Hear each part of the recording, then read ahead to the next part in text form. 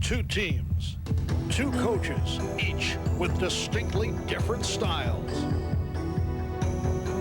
The defending AFC champion Steelers make no secret of their intentions. They come right at you with or without the ball.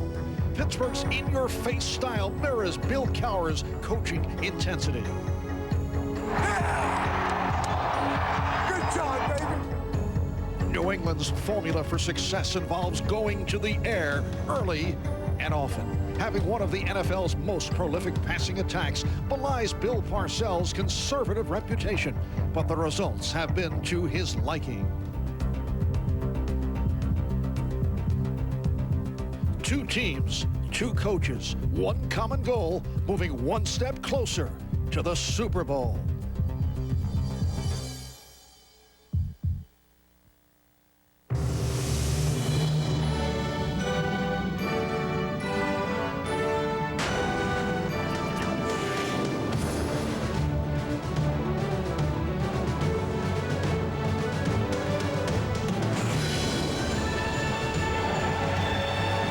Capacity crowd, better than 60,000 turning out in Foxborough, still immersed in fog, although it shows signs of lifting. This is the first playoff game at home in New England since 1978, when the Patriots were beaten by the Houston Oilers. This afternoon, they are looking for a different outcome, as the Pittsburgh Steelers take on the New England Patriots, the winner, to face surprising Jacksonville in the AFC Championship game next Sunday. Today, a major test for Drew Bledsoe, who's had a career season but still must prove that he can win the big game. Linebacker Chad Brown and that superb Steeler defensive unit will be coming at Bledsoe right throughout the day. It figures to be a Pittsburgh Blitz festival. And we welcome you. Hi, everybody. I'm Marv Albert, along with Randy Cross and Sam Weish. As we reported earlier on the pregame show, Jerome Bettis, despite that painful groin injury, will play. Although, Sam, he is still hurting. And I would think that means more of Cordell Stewart in the game plan today. Well, Mike Tomczak will start at quarterback, but Cordell Stewart took more practice snaps at quarterback than he has all this year. My guess is, though, that Bill Cowher says it will be a feel thing. There's no real plan, but the less you see of Bettis, the more you're going to see of Cordell Stewart. And make no mistake, it's not a quarterback controversy in this deal. Neither quarterback's really good enough at this point to execute the whole plan of coordinator Chan Gailey, so they need everybody doing their job at the quarterback position. And, guys, the only other playoff appearance in the career of Drew Bledsoe 2 years ago against the Browns. Patriots lost to the Cleveland Browns, and Bledsoe threw a couple of key interceptions, killer interceptions in that second half. Well, you know, it was only his second year in the league. Bill Parcells takes some of the responsibility for that. Put in a few wrinkles, maybe overloaded him a little bit. But Drew Bledsoe is a much more mature quarterback this year. Wait a minute. Let's talk about the invisible men, the Patriots defense. This defense got hammered by Denver earlier in the year. Since then, this defense has really stepped up, specifically against the defending world champion Cowboys a few weeks ago. 5 times in the red zone. They pick 1 pass off, only 4 field goals, 12 points. That's the kind of performance they need today from the Patriots defense. All right, this crowd is ready. Coming up, the New England Patriots and the Pittsburgh Steelers. Rod Woodson taking a private moment. He would love to get back to the Super Bowl. The winner today advancing to the AFC Championship game against Jacksonville.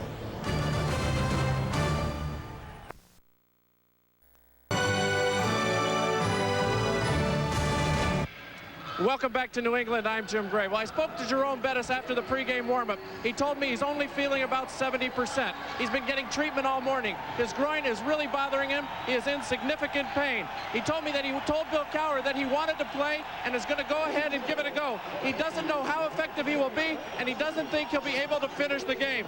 Now, this scene right here is very reminiscent to the 1988 Fog Bowl game, the playoff game between the Chicago Bears and the Philadelphia Eagles. Now, the Bears won that game, and the starting quarterback on that day is the same starter for the Steelers today, Mike Tomczak. For more on the Fog and to lead us out of it, here's Beasley Reese. Thanks a lot, Jim. Now, they've got some experience on this sideline also with that game. Number 41, Keith Byers of the Patriots, was a member of the Philadelphia Eagles in that Fog Bowl. Now, I spoke to Ray Perkins, the offensive coordinator for the Patriots, right before this game started. He sits high up in the press box. He expressed some concern to me about his ability to see down and distance and maybe even recognize some defensive formations.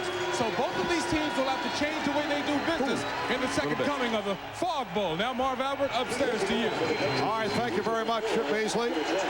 About 3 hours ago, it was impossible to see the field. Patriots kicking it off.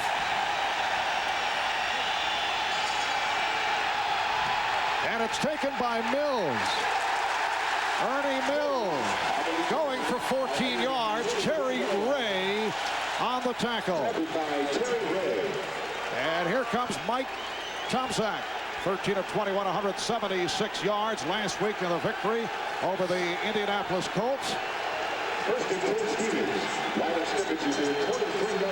offensive line anchored by Dermontti Dawson, who has made it to the Pro Bowl the last 5 years. They've been outstanding. Only Dallas has allowed fewer sacks. Jerome Bettis, despite the groin injury in there with Tim Lester, Johnson, Hastings, and Hayes are the receivers.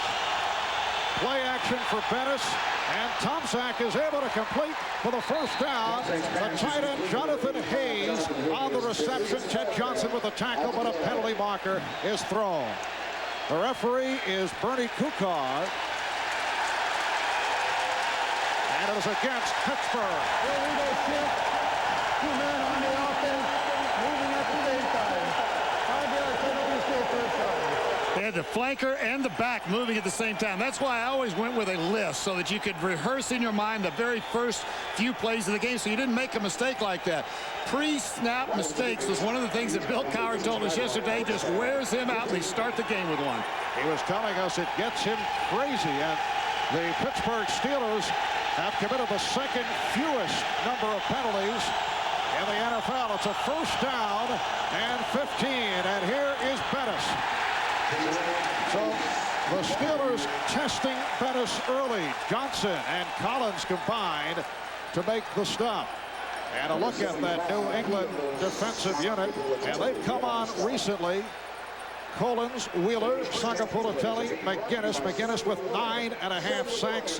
The linebacker Slade starting instead of Sabb. We'll see much of Dwayne Sabb. Ted Johnson leading the club in tackles. The secondary has played well recently. Law and Smith at the corners. Malloy and Clay are the safeties. A 2nd and 11.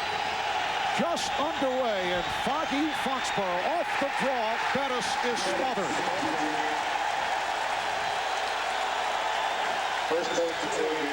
Well, with Jerome Bettis with that bad groin, you got to remember, when he goes to his right, he has a hard time coming back left. And the Patriots are doing a smart thing from the get-go here, guys. What they're doing is they're stunting up front, and they're blitzing with their linebackers. They are blitzing the Pittsburgh run. Force him to cut. They started left, so at least he had to cut to the right. That'll be a little easier for him today. Jerome Bettis sat out practice all week due to that groin pull. Worked it early this morning here at the stadium. Said he was ready. And Tomczak incomplete. Intended for Jaheen Arnold. Now here on the first series, Mike Tomczak going to a couple of unlikely receivers. The tight end Jonathan Hayes, who caught only 2 passes during the regular season, and Jaheen Arnold has been in the game plan in recent weeks. And importantly, too, for the Patriots defense, watch the hit Tomczak takes at the end. That's Chris Slade, the linebacker, gets in there and puts a little pounding on the quarterback. That is what the Patriots defense needs. Josh Miller back to punt, and it could be an adventure for the punt returners. Dave Meggett is back at his 35 and able to handle it.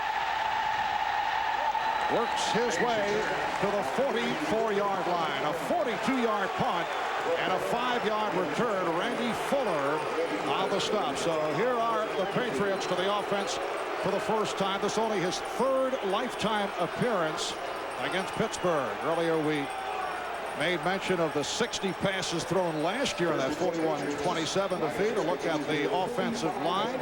Chris Armstrong, once again a Pro Bowler. Roberts, Willoughby, Ritchie, and Lane up front. The running backs, Curtis Martin making it to the Pro Bowl for the 2nd straight year. Keith Byers, who will be so important in the blitz pickup, playing for the injured Sam Gash. And Bledsoe to put it up and goes deep on first down. Terry Gwynn sets up a 1st and goal on a 52-yard hookup. They go right at Rod Woodson. Play action fake, and they're going to throw the ball before Pittsburgh has a chance to do any zone blitzing. Gets the ball off quick. Terry Glenn, with his speed down the sideline, just outruns the coverage. And Sam, they came out in the 3-4 defense. There was no blitz, and there was no pressure on Bledsoe. You better get in that big guy's face, or he is going to kill you with this young receiver out of Ohio State. And Bledsoe been saying throughout the week that Woodson gambles, and they would look to go at him. All right, first and goal. Here's Curtis Martin, touchdown.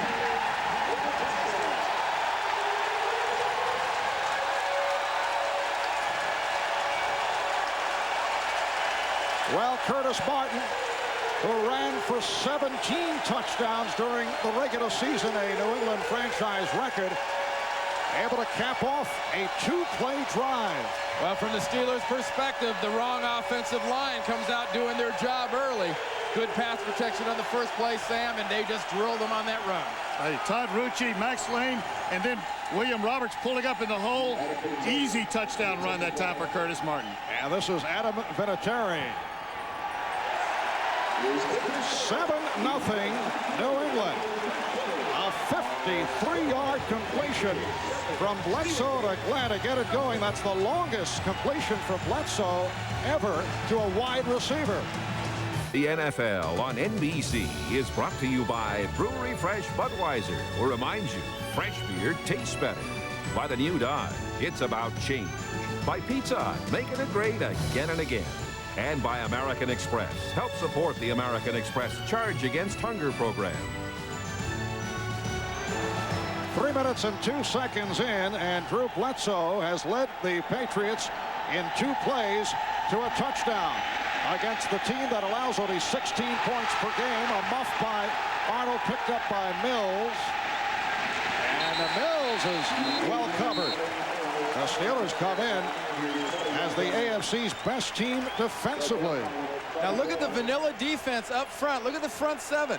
You rarely see the Pittsburgh Steelers in that position. Are they getting pressure? Not even near it. They step right up to the throw, right easy to Glenn.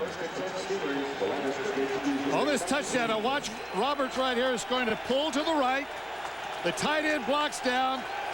Wide open hole for 3 or 4 yards. And Curtis Martin has scored a touchdown in his last 14 games, in each of the last 14 here in Foxborough. Steelers start out from their 19-yard line. Bettis driven back.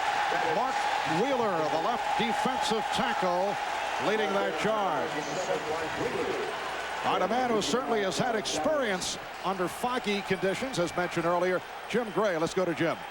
All right, thank you, Marv. Well, Bernie Kukard, after the touchdown, went over to both benches, informed both coaches and the quarterbacks that if they could not see the 25 or 40-second clock, that they should look over to the head linesman, and with 10 seconds left, he will lift his hand so as to know when the play clock was winding down. Marv?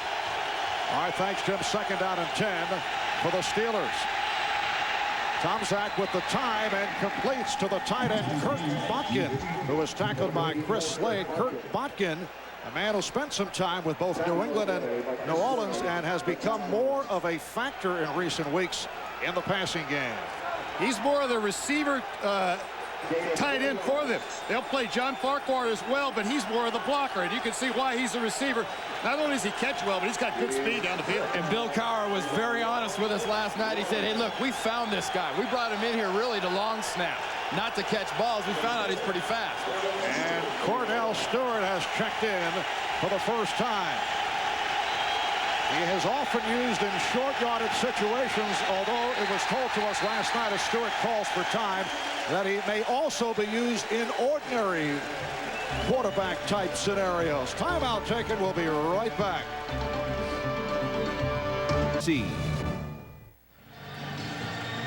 Back in Foxborough as we resume with the 3rd down and 1. Jerome Bettis to the sideline, and the Steelers now going with the running back combination of Tim Lester. He's the fullback, and John Whitman, number 38, a rookie from Penn State, 3rd-round draft pick. The coaches pleasantly surprised with Whitman as a runner and receiver, and got into it last week against the Indianapolis Colts. Played well. 3rd and 1. Cordell Stewart off the roll. Couldn't find the opening, and he's stopped for a loss by Todd Collins. And Marv, this is exactly what the Patriots talked about the other day. We've seen options in college. You've got to cut off the lead guy, and then you've got to attack the quarterback. Don't let him stand there free. The Colts had a hard time handling this, and they attacked the quarterback. You saw Willie Clay making sure he couldn't go outside. Todd Collins coming inside out. There was nowhere to go there. Josh Miller punting from his 11. Dave Meggett is back.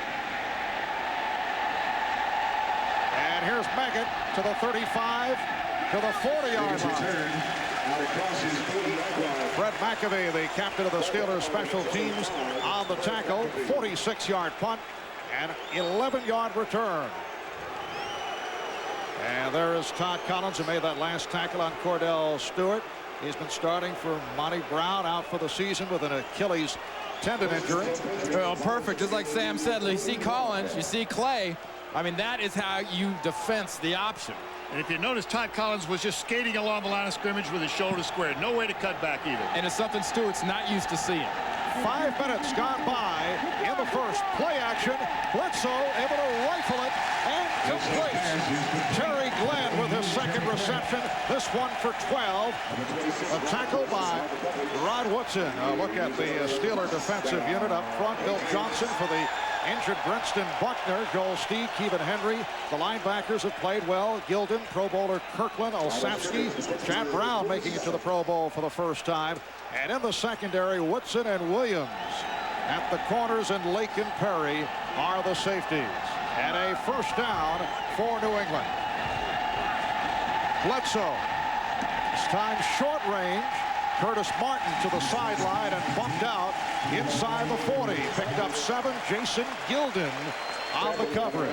Randy, I'm a little surprised at the defensive strategy of Pittsburgh early in this ballgame. Again, no blitz, just there are 4 people up front giving a little bit of pressure, but nothing behind that causing any trouble for Bledsoe. Well, what you expect to see out of the Pittsburgh defense is swagger and pressure. And you're not seeing either of them out of that defense. That's exactly what Parcells wants. Bledsoe 3 of 3 for 71 yards. Curtis Martin has the first down and more. Levon Kirkland and Jason Gilden making the stop on Martin. Well, watch what happens just inside the guard area here, and then the cutback. If you want to get a swagger out of a defense, especially a physical defense, go at their heart. Hit them in the belly. Give them a body shot. Only thing they didn't do there was cut off the backside. Jason Gilden there to make the saving tackle. Curtis Martin, a native of Pittsburgh. 120-yard game last December in his only appearance against the team that he followed as a kid. Bledsoe getting the time. Keith Byers picks up a blocker.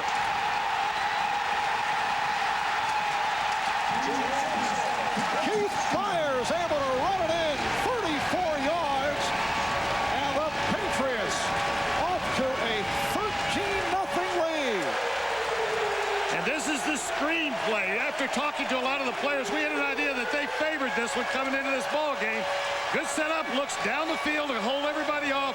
Keith Byers, an excellent receiver, and the screen to the right is good for a touchdown right off the bat in the first quarter. Guys, 3 weeks ago, they ran a lot of those against the Cowboys because they were anticipating blitz and pressure. You saw Bledsoe. He almost had to oversell his drop because there was no pressure on the quarterback. Well, Bill Parcells telling us the other day after practice that he has 5 or 6 screen plays prepared for the Pittsburgh Steelers. Adam Vinatieri makes it 14-0 New England. Usually they go with 2 or 3 screens, but he said he'd have a little twist for the Steelers, and this is what he was talking about.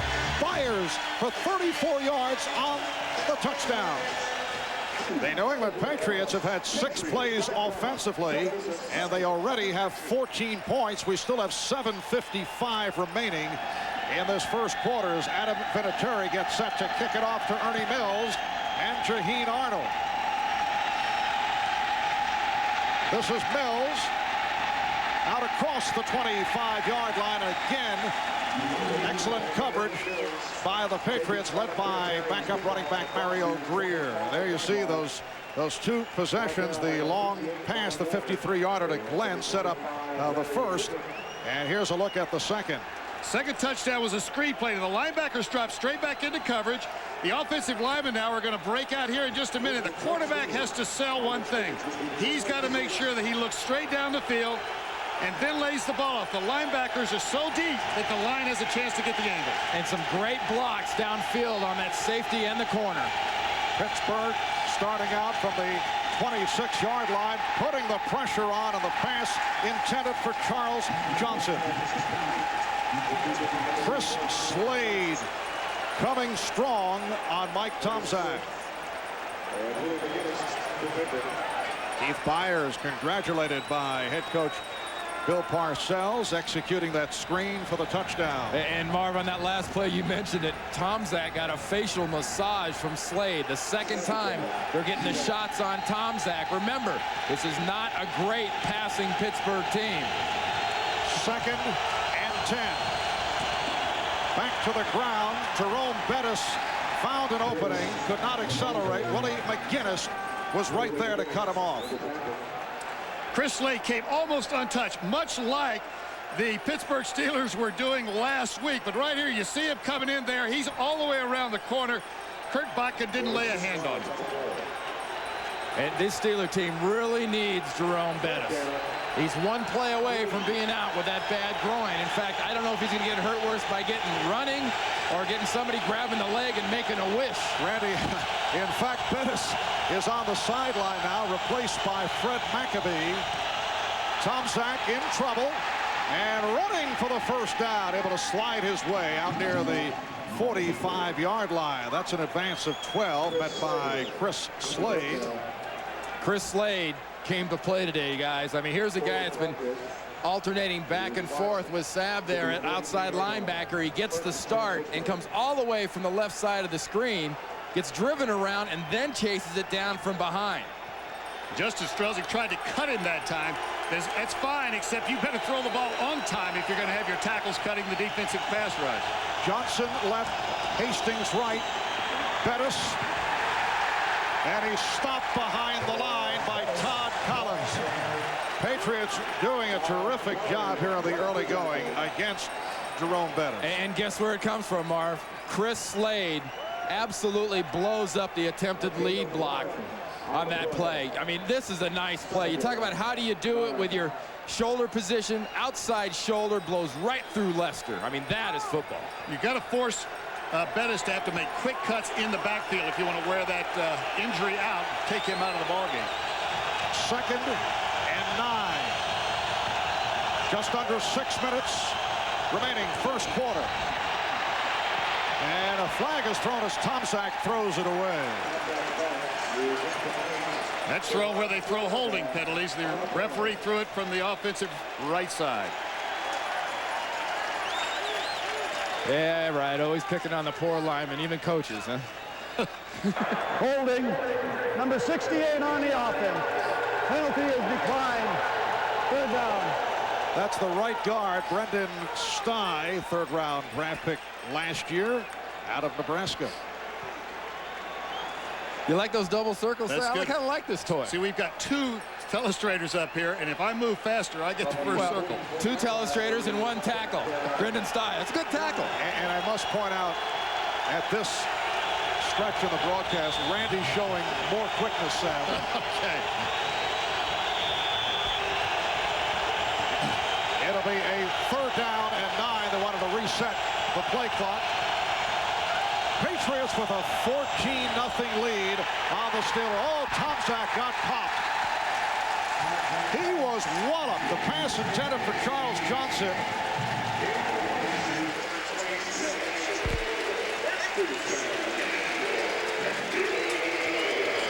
Right up here, you're going to see the blitz coming up in the corner. Now it's going to be a little stunt. He comes back inside.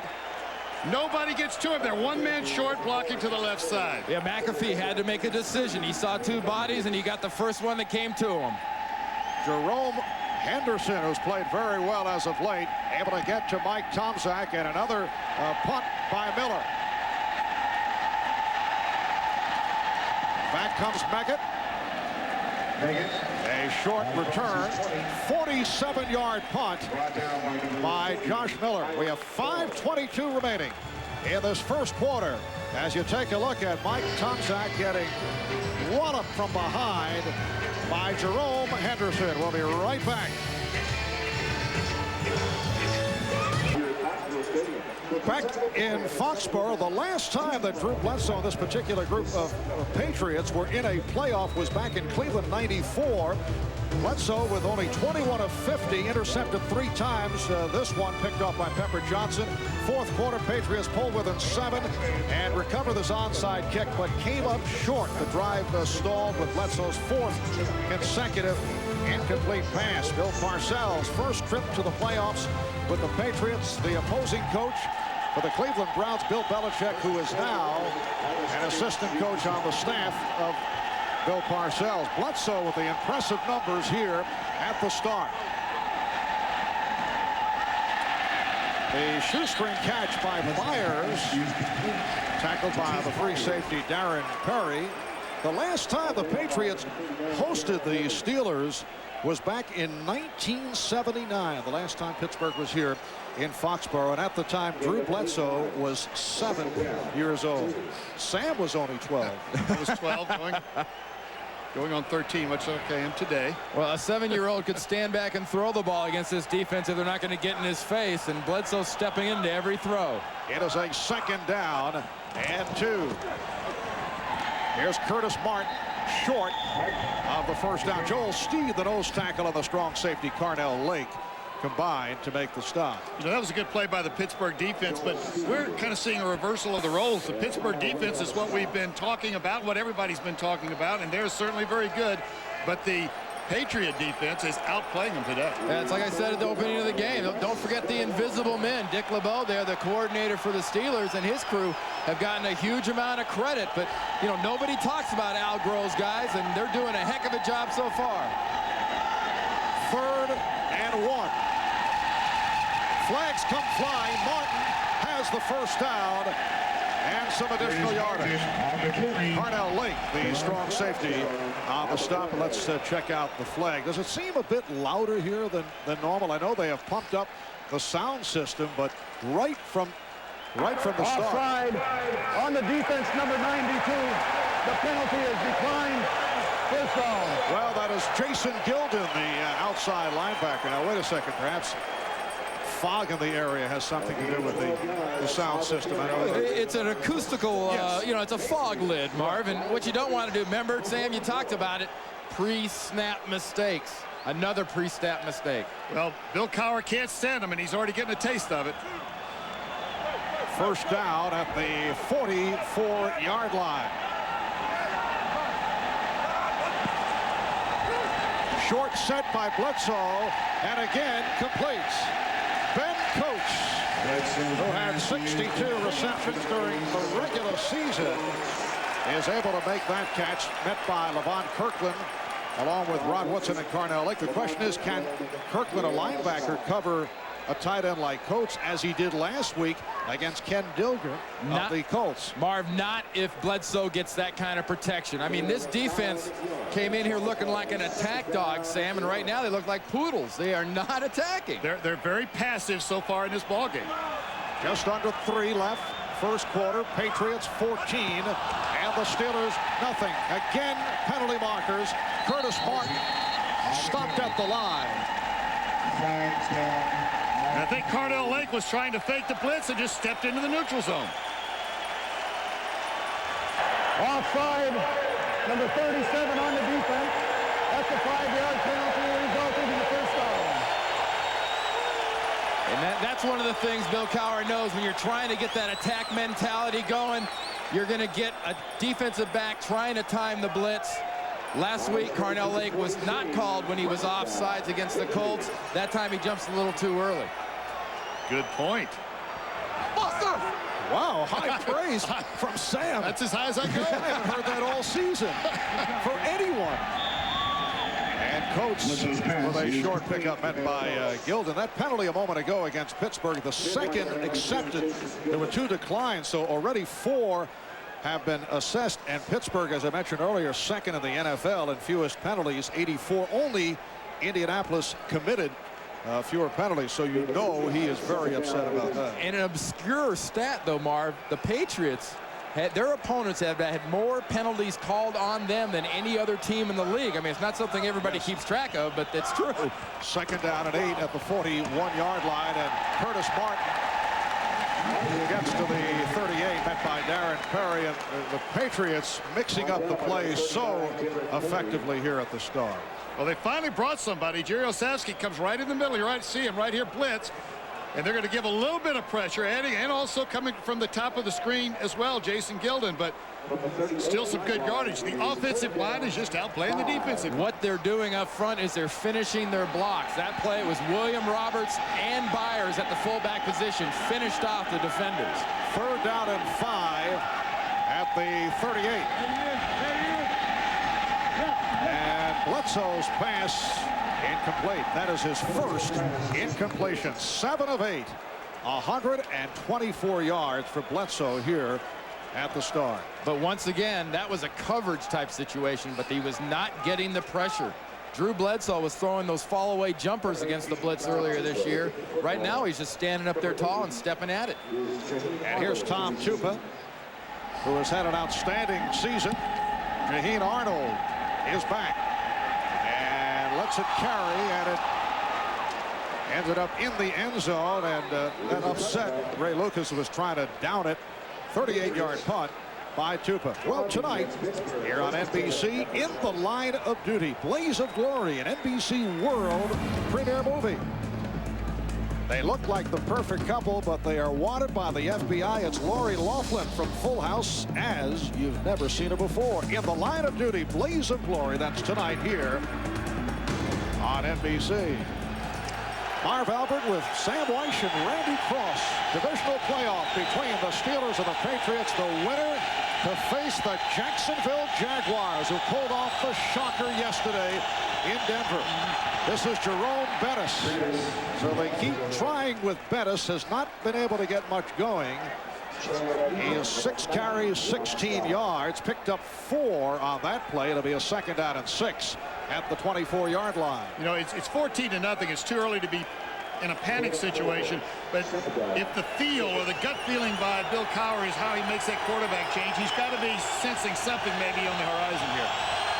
Well, is Mike Tomczak, is he capable of bringing a club from 14 points down? Bettis once again gets the call. Honestly, Marv, as a passer, he's the passer they have. The guy that's going to do it with the pass is Mike Tomczak. Cordell Stewart brings a lot to the game. Remember, I told you at the beginning of the game, neither guy is a total package. But the part of the package Tomczak brings is he knows the passing game. He knows pass defense. They've won a lot of football games with both those quarterbacks. They're still in this thing. It's just that they're going to have to make something happen here to get themselves going again. This first quarter rolling down. When we resume, it'll be a 3rd and 3 for the Steelers from their 27. A burst by the Patriots. They lead the Steelers 14-0 after 1. The fog has lifted slightly about 2 hours ago. From our broadcast vantage point, it was impossible to see the field. In fact, we had to turn Sam around. He was looking in the wrong direction, and it was very embarrassing. And the sad thing is he's commenting on the view. Yes. Well, the worst part was that's the 2nd week in a row it happened. There was no fog last week.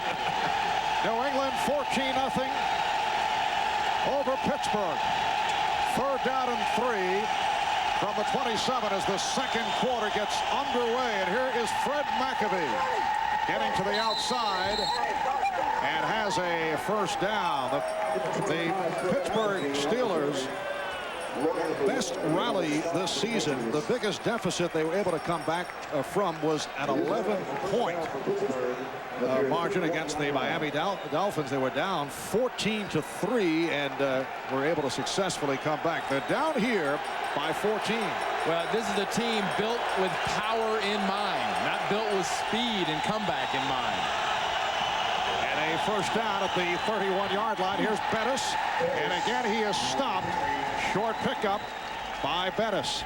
You know, the difference between the two teams are that the Patriots are able to come from behind. They were down 22-0 to the Giants, 21-0, I think, to the New York Jets. and they can come from behind. The Steelers, on the other hand, are exactly what you said. They'd rather pound you. They want Jerome Bettis to get that look in the defensive eyes that here he comes again. Second down and 8 at the 33. And Tomczak to the sideline, almost intercepted. It was intended for Charles Johnson. And Otis Smith had a crack at it. Otis Smith has taken over as the starter right corner for Ricky Reynolds and has played very well. Almost deja vu all over again here in the flat. Last week, Tomczak threw one out there that was returned for a touchdown by Eugene Daniel, and he got a great break on it. Tomczak 1 of 6, only 9 yards. Looking at a third down and 8.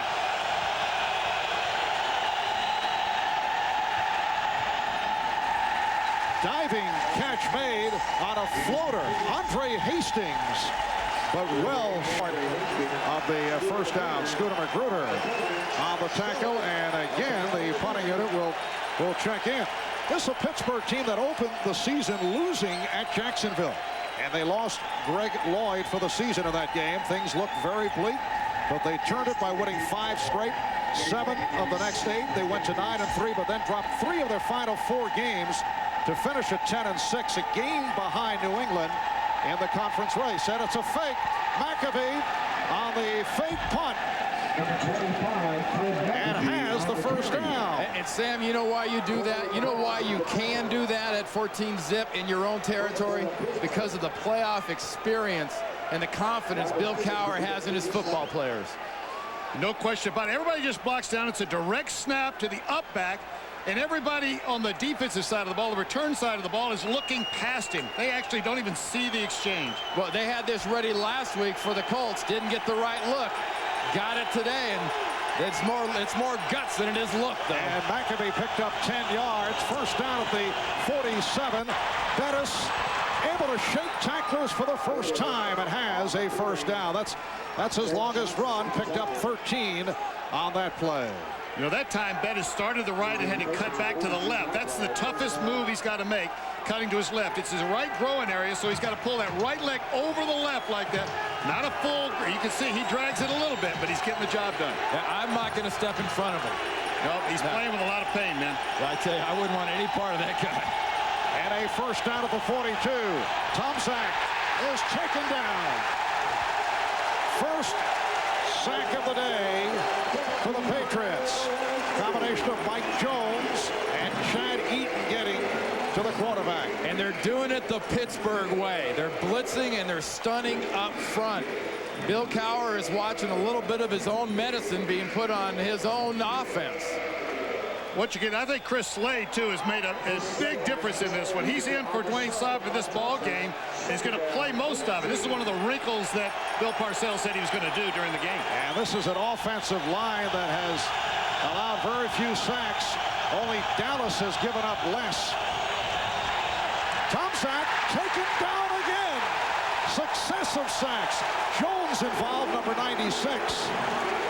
And Chris Slade also getting to the pocket. You know, at the very end of this play, watch how many of the Pittsburgh offensive linemen are standing and watching the sack take place.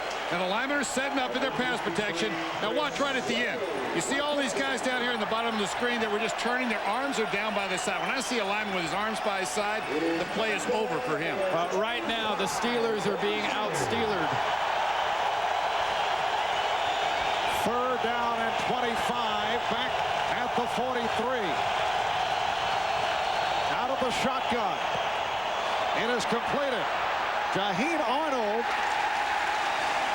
Ball may have been knocked loose, but Otis Smith on the tackle, and Arnold able to hold on. It's an 11-yard pickup, but well short of a first down. You know, yesterday, Bill Parcells told us that he thought the toughest way to win, or the toughest place to win, was on the road in the playoffs against a good team. And obviously, they're all good teams in the playoffs. And that's what Pittsburgh has run into right now. A fired-up football team, a fired-up stadium, a good football team on the road, and they're having their problems. But, Sam, a team that was 3-5 this year on the road. Not as effective away from Three Rivers.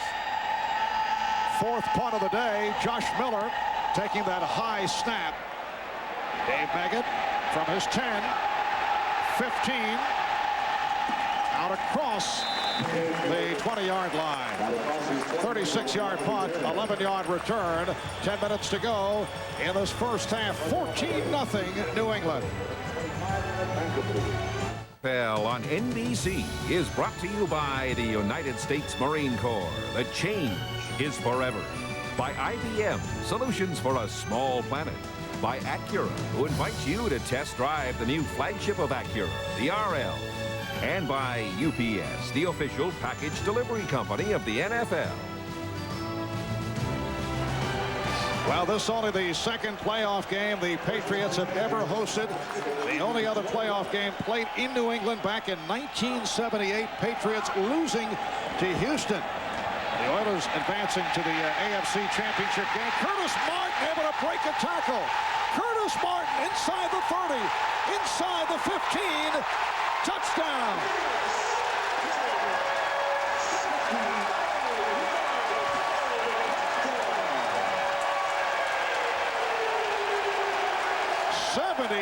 Yards for the native of Pittsburgh who grew up rooting for the Steelers. Curtis Martin extends to a 20-0 lead for the Patriots. We talked about offensive linemen standing around and watching on the last Pittsburgh offensive play. Watch this offensive line stick on blocks. The blue shirts are on the white shirts, and the white shirts are groping. I'll tell you, they have lost Sam Gash for the season. He's usually that lead blocker that's one-on-one on the linebacker to break those kind of runs. This is a great job of coaching, of getting the team and adjusting to the players they now have. So 9:55 remaining in the first half. And it's now New England with a commanding 21-0 lead on Pittsburgh. The New England Patriots close the regular season as one of the hot teams in the NFL, winning 8 of the last 10, and they're on fire here in the first half. Ernie Mills and Jaheen Arnold are back for the kick from Adam Vinatieri. This is Mills. Once again, terrific coverage by the Patriots, led by Larry Wiggum. First of all, look at the coordination between Max Lane and Todd Rucci. Lane down, Rucci around. And after this play starts, now watch Joel Steed, the nose tackle right there. He's going to just overrun the play. Just gets by Levon Kirkland, makes the last guy miss, and now it's a foot race. That's a pretty football play. Well, Martin, 6 rushes, 103 yards. His second touchdown of the half. Cordell Stewart is back at quarterback. And this is not a short yardage situation. Jerome Bettis reaching out to the 30-yard line. Met by Chad Eaton. Well, Greg Lloyd, who was sidelined for the year in the opening Steeler game against Jacksonville, trying to get the defense fired up. We talked about that last night with Chad Brown asking about Lloyd's presence on the sideline. Chad said, well, we kind of listen, but keep in mind, he hasn't looked at any game film all week. In effect, it is strictly from a motivational point of view on the part of Greg Lloyd. Bettis. And he's met by Ted Johnson. Well, Ted Johnson, a teammate of Cordell Stewart at Colorado, the leading tackler for the New England Patriots, able to make the stop on Jerome Bettis. Ted Johnson just stands right in the middle. He's going to slide. He's actually getting held right there, it looks like to me, by Brendan Stein, but just fills the hole. A good linebacker makes most of his hits on the offensive side of the ball. Watch the body language. The forward lean body language is all in blue jerseys. 3rd and 4 for the Steelers from their 31-yard line. And Stewart going incomplete. The pass intended for Charles Johnson. 3 and out.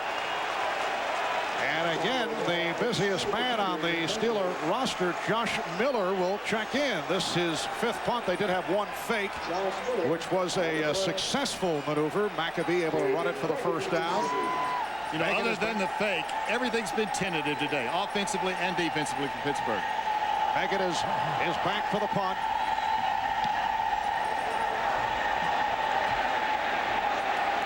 And Megan with the return gets out to the 37-yard line.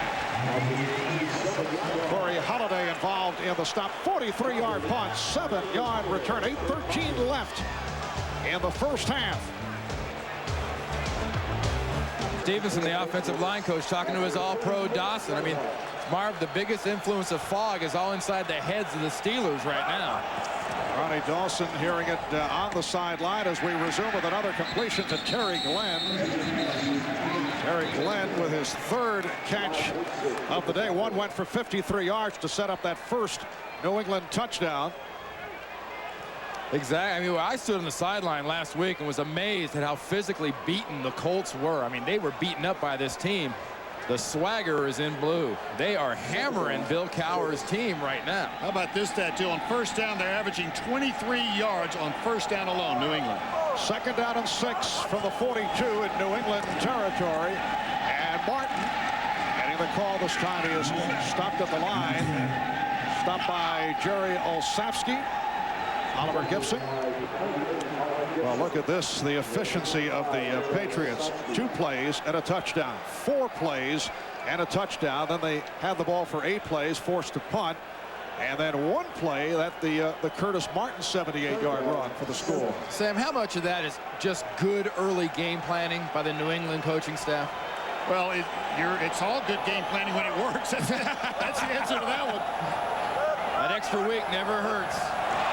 You see the movement and the flags and a big hole for Dave Meggett. Has the first down if it holds up. Myron Bell on the tackle. It's a 14-yard advance. On the defense. Penalty is declined. That's the first down. Well, it's Chad Brown jumping, and it will be a 14-yard pickup for Meggett. You know, as we watched that last play, Bill Parcells told us that they guessed a couple of weeks ago who they might be playing because they'd already played Jacksonville, they'd already played Buffalo, and their other option, of course, would be the Steelers. So they've been really working on the Steelers for 2 weeks. That's a lot of game planning. But you never know. Had they come out here flat, people would say, hey, the long layoff hurt them. So you can rationalize after the fact. Well, the screen pass dropped by Troy Brown. He was wide open. It sets it back to a 2nd and 10 at the 46-yard line. Troy Brown, the man who made that sensational reception on his back 2 weeks ago against the Giants, and right here wide open, could not hold up. Hey, you mentioned, Marv, normally 2 or 3 screens for a game plan. Today 5 or 6, and that had to be one of the new ones, and Drew knew he had it all the way. 2nd down and 10. Patriots at the Steeler 46-yard line. They lead 21-0. Patriots over the Steelers. Bledsoe is taken down. Chad Brown, who had 13 sacks during the regular season, comes up with the Steelers' first of the day. Chad Brown had 3 sacks last week. A little game going at the top of the screen. He's going to come back inside.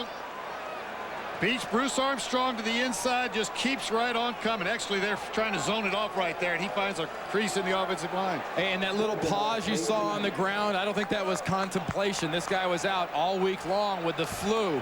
Physically, not a very big dominating guy. He lost 5 pounds this week. Finally got back to practice on Friday. 3rd down and 18 for the 46. Bledsoe in trouble again, and he's tripped up and then flips it away. Penalty marker is down. It'll be intentional grounding. He's within the pocket area. Well, the blitz from the defensive back, Chris Oldham. Intentional grounding. Number 11 on the offense. Also, loss of down. Coming in hard. Got both guys coming up the middle. And Chris Oldham got there before anybody did. And what frustrated the Colts was the timing of those blitzes so far. And even that one was a little bit off. The timing and coordination of the stunts and blitzes have not been there. They've resulted in offsides. Only the 2nd punt of the game for Tom Tupa. Jaheen Arnold is back. He's replaced Andre Hastings as the punt returner, and things have improved in that department. Here's Arnold. Tripped up. Patriots getting downfield in a hurry. Only a 4-yard return on a 46-yard punt. The backup tight end, Mike Bartram, made the stop. Away, Bill Cowher trying to fire up the defensive unit. A moment ago, their best series against the Patriots, finally holding the Patriots without a score. Cordell Stewart took a big hit as he fires downfield and almost intercepted. Intended for Charles Johnson, covered by Willie Clay and Otis Smith, and Johnson shaken up. Charles Johnson, 60 catches during the regular season, a deep threat guy out of Colorado. Otis Smith is right there with him. Willie Clay, the safety, coming inside out. He's the guy that lays the lick on Charles Johnson. Johnson is his speed guy down the field. And look at the pressure on Cordell Stewart. That's Farrah Collins gets in there, and just, you know, there's times to jump and times when it's not very good to jump. When you're in the air, defensive linemen love to just land on top of a quarterback. This is Charles Johnson, one of the many Colorado players in this ball game on both sides of the ball, but just runs a fly pattern or go pattern straight up the field, stride for stride. Otis Smith watches the receiver. He never really sees the ball come in, but Willie Clay almost got that one. Hey, it's Willie Clay's lower body came in there and slammed into the upper body of Johnson's. Charles Johnson, a player who's made it back from a knee injury and has emerged this season as a big play receiver. 5:41 remaining in the first half here in Foxborough. The Patriots with a 21-0 lead on the Steelers. The winner here will face the Jacksonville Jaguars for the AFC title. That'll be next Sunday. You can join NBC Sports as the conference champion is crowned in the AFC championship game. Coverage beginning at 3:30 Eastern. Greg Gumbel, Chris Collinsworth, Mike Ditka, Joe Gibbs, and Ahmad Rashad will preview the big game, get you caught up on all the NFL's latest news. The AFC championship game next Sunday right here on NBC. How about the Jaguars stunning the Broncos yesterday? One of the greatest things I've seen in a while, though, Marv, was that full stadium in Jacksonville watching it on the big screen. Second down and 10. And Cordell Stewart is stopped by Ted Johnson, his one-time teammate at Colorado. Dwayne Sabb also involved. Remember what I'm sorry, Sam. Remember what I said before? Right now, the Steelers are being out-Steelered. Well, that's what you see right there. Call. And this is the blitz. The Steelers like to blitz. They're not doing it today. The Patriots are. And the fog, I just want to mention to you, is coming in as it did just before game time. It's getting really tough to see out there. Well, those defenders are close enough for the linemen to know where they are and who they're supposed to block, though. It is a 3rd and 15 from the 23-yard line. That was the 3rd sack by the Patriots. And Stewart comes up short. Intended for Hastings. Bruschi on the coverage. You know what the Steelers are forced into now? They've got probably their second choice as a pure passer in the ball game when they need to be throwing. Still a lot of time. Obviously, we're still in the first quarter. But they've got the scrambler that makes something happen when things break down in the ball game. And probably going to see him a lot more. And this the 6th punt of the day for Josh Miller. Incidentally, Charles Johnson had the wind knocked out of him and was back on the field for that last pass. Meggett is back behind his 30. And here's Meggett. Able to break a tackle, works his way across the 40, met by Lethon Flowers. 48-yard punt and a 12-yard return. Foxborough, and Bledsoe's pass incomplete, intended for Ben Coates. And yes, the fog even more severe as this second quarter progresses, but New England has a 21-0 lead. You know, you look back at the Patriots during the course of the regular season. We mentioned that the biggest deficit Pittsburgh was able to come back from was 11. They came back after trailing 14-3 to beat Miami. The Patriots were down rather had a 22-0 lead late in the second quarter against the Jaguars back in late September, and then needed overtime to pull it out. The draw play set up for Byers, and he took it to the outside, just short of the first down. Levon Kirkland and Carnell Lake able to make the stop on Byers. You know, discipline is a very key thing on defense, Sam, and you talk about that all the time on the field, and you got to do what your job tells you. And if you're supposed to be in a certain gap and do certain things, you got to be there. Bill Johnson, the defensive end, playing for Brenson Buckner, got upfield so quick, he took himself right out of that play. That's why Byers was able to get underneath him for that run. Sometimes when you get up the field too fast, you create a crease right behind you. It is a third down and 3. Curtis Martin getting to the outside and has the first down. Darren Perry able to make the trip. Well, Sam, I know you're talking about the fog, but perhaps the fog has set it up in the booth. Did you say we're in the first quarter a moment ago? I hope not. I meant to say first half, if I did, but we're not in the first quarter, if that's your question. It's the first half. It is, yes, with 3:47 remaining in this first half. I'm new at this, Marv. It is a 1st and 10 at the 48-yard line. And off the pitch, it is Martin. And Curtis Martin breaking tackles. Olszewski and Lake combined. I tell you, Mike Tomczak's going to be on the sideline warming up for a while, like you saw on that shot, the way the defense isn't stopping Curtis Martin in this offense. 6 yards. Second down, 4. Ben Coates and John Burke now line up as the double tight ends. 2nd down and 4.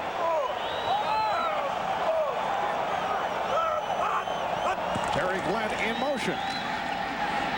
And Martin gets the call. Chad Brown on the stop. Stopped by number 94, Chad Brown. Now, overall, the defense, I don't want to harp on this part of it here, but they not lethargic, but they don't have that same energy level that you have seen all year long from the Pittsburgh Steelers defense. They don't look aggressive. You can see players on the backside that aren't chasing like they did. Sometimes you just get to a point in the season when you've got a fatigued football team, and they look that way today. Well, really, it's that coordination and timing. When it's done right, they look like a pack of wild dogs last week. And now they just sort of look like dogs this far in the first half. A 3rd down and 6. And Bledsoe comes up short, incomplete on the deflection. Sam, you're a pilot. At what point passing game-wise in these type of conditions do you sort of start throwing on instruments? I mean, does that actually become a factor with this kind of fog? They're there. Anything deep down the field, you're on instruments right now. The fog is a factor on this play right here, I'll tell you, on the punting game. Anytime that ball gets high in the air, it disappears from us. I assume it's a little easier to see on the field, but not really, not a clear look. Tom Tupa punting to Jaheen Arnold. And this one is angled out of bounds. Well, spotted inside the 5-yard line. A 39-yard punt. Larry Wickham able to make the play. We'll be right back. Well, coming up, Rick Gumbel, Mike Ditka, Joe Gibbs, Chris Collinsworth on the Domino's Pizza NFL on NBC halftime report, plus Jim Harbaugh live from Orlando, Florida. He'll be chatting to the guys. That is coming up at halftime. A 21-0 lead for the New England Patriots over the Pittsburgh Steelers. Drew Bledsoe with a red-hot first half. Curtis Martin, 109 yards on the ground. That is already a single game New England franchise record for a playoff. Jerome Bettis getting the call. And due to the fog conditions here in Foxborough, the camera's not able to shoot the clock, so we're putting it in electronically from our New York studios. And of course, we'll keep you up to date as Maccabee is able to run it across the 10-yard line. We're down to 1:23 and counting here in this first half. Pittsburgh went with a no huddle, a quick substitution, got their extra receivers in there, and then ran the draw. I tell you, last week the Steelers offense had 407 yards against the Colts. So far today, 72 yards. And a timeout has been called. Curtis Martin, as we mentioned already in the first half, has established a New England Patriot playoff franchise record, 110 yards. A record that was set by Craig James. 1985 AFC Championship game. Craig James, the last Patriot running back to run for over 100 yards in a playoff. Went for 105 on 22 carries to help propel the Patriots into their first Super Bowl. Craig James now in the television booth these days.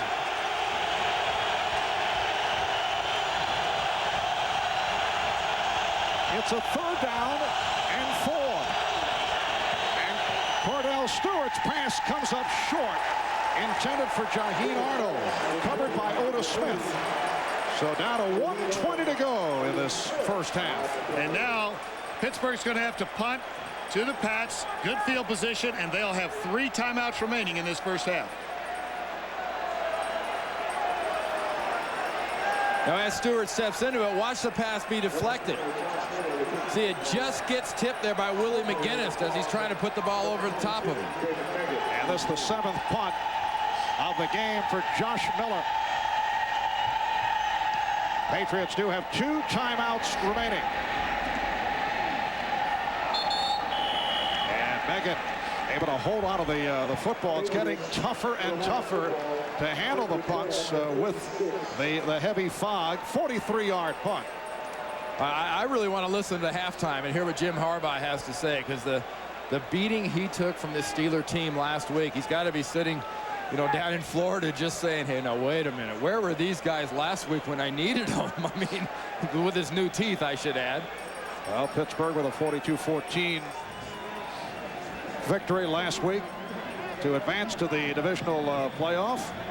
Mike Ditka might have some interesting comments. He coached in the Fog Bowl.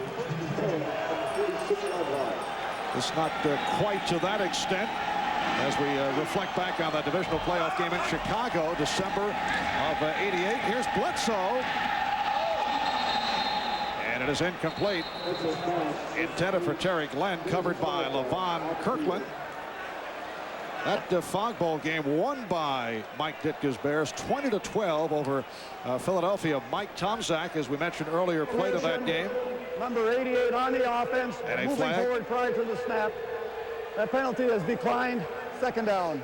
Illegal motion on the Patriots declined. We're down to 1:07 remaining in this first half. It is a 2nd down and 10 for New England. And we talked about earlier yesterday, actually, in the pregame of that game, and talked today about Bledsoe as being a transition game, a defining moment, and a real test. He's past point A, test A. And Bledsoe's pass picked off by Willie Williams, intended for Dave Meggett. So Willie Williams on the interception of that screen pass. Well, I tell you, he passed the first test, but this is the 2nd test, and he didn't want to fail right at the end of the first half to give that ball back to Pittsburgh. Ball was just thrown out, and his anticipation on the throw that time by Willie Williams. Now watch where Meggett puts his hand up and doesn't really go for that ball. You know, I don't know if they can see the ball well. I'm not even sure they can find the quarterback back there when they look back in the backfield. Well, Willie Williams saw it, had only 1 interception during the regular season, 7 last year. Mike Tomczak back at quarterback. And Tomczak's pass is caught, a diving reception by Hastings, covered by Malloy. This is just what Pittsburgh wanted, a chance to get back in the ballgame and do something right before the end of the half. We're down to 47 seconds remaining. 1st and 10 at the 30-yard line, and it's intercepted by Ty Law. Tomczak picked off Or did he drop it? Now it's ruled incomplete. Law thought he had it, but could not hold on. And we saw how hard it was to pick up that ball that was floated out. Tomczak is drilling these balls, trying to fit it in. Another case of a defensive back getting a great break in anticipation and a little miscommunication with Johnson, the receiver. And a 2nd and 10 for the Steelers at the Patriot 30-yard line. Down to 39 seconds to go in the half. Tomczak out of the shotgun, stepping up and throwing incomplete. Patriots choosing to rush only 3 people and drop 8 back into coverage, almost at a prevent. They're down around field goal range now. They're certainly within a chance to take a shot at it. So they're going to concede the 3, not to give them 7. It is a 3rd and 10 at the New England 30-yard line. 33 seconds to go in this first half. Now the fog is worse at this point than at any other point during this first half. This is the way it looked about 2 hours prior to game time. 3rd down play. And Tomczak's pass caught by Hastings, and he's run out of bounds by Corwin Brown. Didn't quite get enough of the first down now, though, and they need some points before they go in this half. I don't think they're going to be gambling right now on 4th down. We talked about how successful the screenplay was for the Patriots earlier. This is nice execution, and what this really does is this puts you in a position where you can either go for it or kick it, and they're going to go for it. Yep. 4th down and 4 at the New England 24 with 26 seconds left in the half. The swing pass. McAfee is stopped. You see there, Marv, they had a chance to put something on the board. Just walk away from this first half getting some points right there. If it had been 4th and a foot or a yard, but that's a coaching decision, and he had to make the call as to whether to try to, spark the team enough to get the 7 points. But that was a little swing pass. Nothing down the field to get the big play. Well, watch the attack. Remember the attack all coming out of one side of the ball club? Well, the attack on that case was from the linebacker, Teddy Bruschi, the rookie out of Arizona, attacking McAfee. And Tomczak now 6 of 13, 44 yards. That has been it. Patriots take over on downs with 21 seconds to go, and that will do it. They run out the clock and hear it from this capacity crowd. At the half in Foxborough, Patriots with a 21-0 lead on the Steelers. The winner advances to next Sunday's AFC Championship game to face the Jacksonville Jaguars. Now stay tuned for Greg Gumbel and the Domino's Pizza halftime report after these messages from your local station. This is the NFL on NBC. NFL on NBC halftime report brought to you by Domino's Pizza. For hot and wow, call Domino's. Now. Hi once again, everyone, and welcome to our studios in New York. Greg Gumbel along with Chris Collinsworth, Mike Ditka, and Joe Gibbs. The Patriots lead the Steelers by a score of 21-0. The winner of this game advances to the AFC Championship game next Sunday against Jacksonville. One guy who's pretty familiar with both Pittsburgh and New England is Indianapolis Colts quarterback Jim Harbaugh. He played against Pittsburgh last week and twice during the regular season against the Patriots. And Jim joins us now from his home in Orlando. Jim, thanks for joining us. What is the difference in this Pittsburgh team today and the one that whipped you guys a week ago? Well, New England's doing a great job, especially up front. They're giving Bledsoe time to throw the ball. Curtis Martin's making people miss in the secondary, got the 78-yard run. I think there's 2 things right now that are helping the Patriots. One, it's a little slower field here in New England than last week when we played in Pittsburgh on that fast track and the artificial turf. Plus, Drew Bledsoe is doing a great job with his snap count. Jim, this is Chris Collinsworth. The Steelers came out and they blitzed so little early in the ball game. Do you have a theory on why it looked like a different game plan than a week ago? Well, with that first series, definitely Pittsburgh didn't quite come with the blitzes that they showed against us. But after that first and second series, they've been coming with the safety blitzes, the corner blitz, bringing the weak side linebackers. But Martin made them pay for it on that 78-yard run. They brought 2 linebackers. He got up into the secondary. They made the free safety miss and went the distance. Hey, Jim, Mike Ditka. Let me ask you a little bit. You played against the Patriots twice this year, and it seems to me the improvement in their defense has been significant over the second part of the season. It really has, and it's from last year to this year, and plus they just totally stepped it up in the second half of the season. Playing against New England, first time I played them, they broke my nose. The second time I had to leave with a knee injury, so they're very good, and they've improved their pass coverage a lot too. Hey, Jim, this is Joe Gibbs. You want me to choke Ditka once for you? You want me to choke him once for you? Nah, I love Coach Ditka. Jim, sometimes the best evaluators of talent are guys that play the same position. Tell us what you see here in Drew Bledsoe. He's definitely one of the top-notch quarterbacks, one of my favorites to watch. He's so big and tall and strong in the pocket. He's got a great release. You saw the arm strength when he hit Glenn on the first play there, and he's tall enough to see over people. Meggett didn't help him on that one blitz. I thought he pulled up a little bit there, but he's one of the premier guys in the league. Doing a great job with the snap count, too. Jim, obviously Pittsburgh's going to have to come out and throw the ball here in the second half. You've had a chance to see this New England secondary. Where do you attack? Well, I think right now the Pittsburgh's probably better going with Mike Tomczak. You know, Mike's not afraid to put the ball into tight situations. He'll get rid of it. He'll throw it, and he's got the capability of making big plays. They're going to have to make plays. They got to throw the ball downfield. I think Tomczak's better suited to do that. Jim, a year ago we were talking about those amazing Indianapolis Colts knocking people off on their way to the AFC Championship game and coming close to going to the Super Bowl within a whisker, a drop pass in the end zone. I would think that you'd have to make the same analogy with the Jacksonville Jaguars this season. Do they surprise you at all? Well, I think they surprised everybody but themselves and their fans yesterday. You know, that you can measure a lot of things in football in terms of statistics, wins and losses, but there's one thing you can't measure, and that's heart. And Jacksonville has a lot of that. And, you know, watching these two teams here today, when they were watching the Jacksonville-Denver game yesterday, I'm sure they were rooting for Jacksonville to win that game so they'd have the home field advantage. But like that old saying, you got to be careful what you wish for because it just might come true. And Jacksonville will be coming to town next week for the championship game. Jimmy, I agree with you putting Mike in there and leaving him in there, but you know Mike as well as I do, and you know, I think we're both pulling him. You think he can bring him back in this game? I don't know, but I just think that I've seen Tomczak play, and Mike's got the capability to do it. He's not afraid to throw into tight situations. Sometimes that's caused interceptions for him in the past, but at the same time, he's fearless in throwing the ball downfield. Whether he can bring him back, we'll see. Jimmy, what is that picture behind you? And did you put that up just for our benefit? We certainly did. No, I've gotten used to Mike Ditka looking over my shoulder. Kind of gotten used to it. Hey, tell me something real quick. Do you have Jim Jr. there?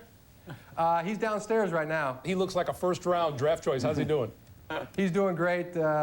Yeah, 2015, they have him rated as the third best quarterback in the Midwest. All right, Jim, thanks very much. Thank you, Jimmy. Our thanks to Jim Harbaugh. We will see him again during our post-game show. We'll take a time out here, and when we come back, we'll talk with our coaches about second-half adjustments. The Patriots lead the Steelers 21-0. First, these words from your local station.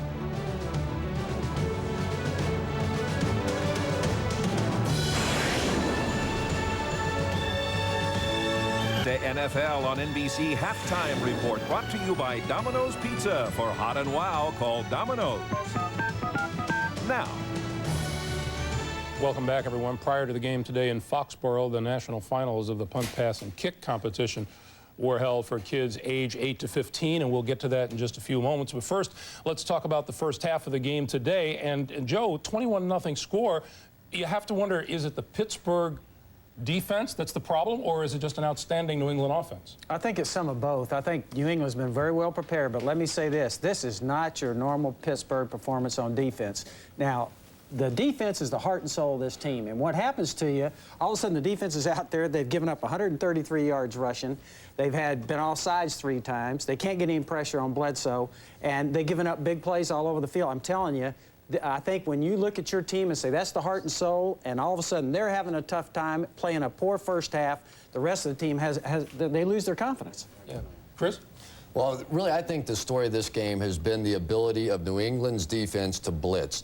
And the reason that's happened is because in the past few weeks, they've gotten Ty Law and Otis Smith in there at the cornerback position. They were very uncomfortable playing any man coverage and bringing the pressure. But since those two guys have gotten in there and they've been healthy, they've actually been able to bring up 8 men against the run. And this was a team really struggled against the run early in the season, but now they are doing a great job against that run. Well, there's one thing you can't get away from, Mike. This New England team looks extremely well prepared for the Steelers. Well, I think, you know, sometimes a bye week can help you, sometimes it can hurt you. It helped them because they prepared for 2 weeks now for Pittsburgh. And I think the other thing that helped them was watching that game against Indianapolis last week. They figured they knew Buffalo well enough. They played them twice. They knew Jacksonville, but they wanted to get all they could get on Pittsburgh, and they got them down pat. I tell you, they've analyzed this defense pretty good and the offense, and they're playing it real well. You know, one thing you can't get away from, the thing that we were talking about prior to the start of the game, what if Pittsburgh doesn't have a healthy Jerome Bettis to carry the load? And I think it's been a major impact. There's no question about it. But I was in New England this week, and almost to a man up there, they were extremely confident. They weren't talking about winning this game.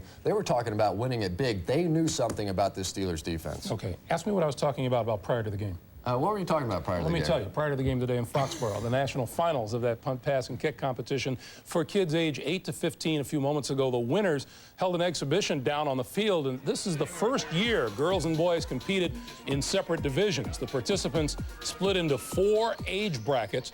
Prior to the competition, Cincinnati Bengals quarterback Jeff Blake hosted a skills clinic for the 32 finalists. Amit Ratan from Beaver Creek, Ohio, successfully defended its title in the boys 12 to 13-year-old division. Kendra Wecker made the national finals 2 years ago, competing against boys, won the championship among girls age 14 to 15. She's from Maryville, Kansas. And a brother-sister act, Sean and Tanya Callahan, were crowned national champs in their respective divisions. They are the pride and joy of Holden, Missouri, population 2,400 strong. A record number of kids, some 500,000, took part in this year's punt, pass, and kick competition. That program is an element of the NFL's Play Football initiative, which provides children with exciting ways to play, watch, and enjoy the game of football. And our congratulations to today's winners and to all of the participants. We are at halftime in New England, where the Patriots lead the Steelers by a score of 21-0. We take you back to Foxborough for the second half, and we'll see you on the postgame show.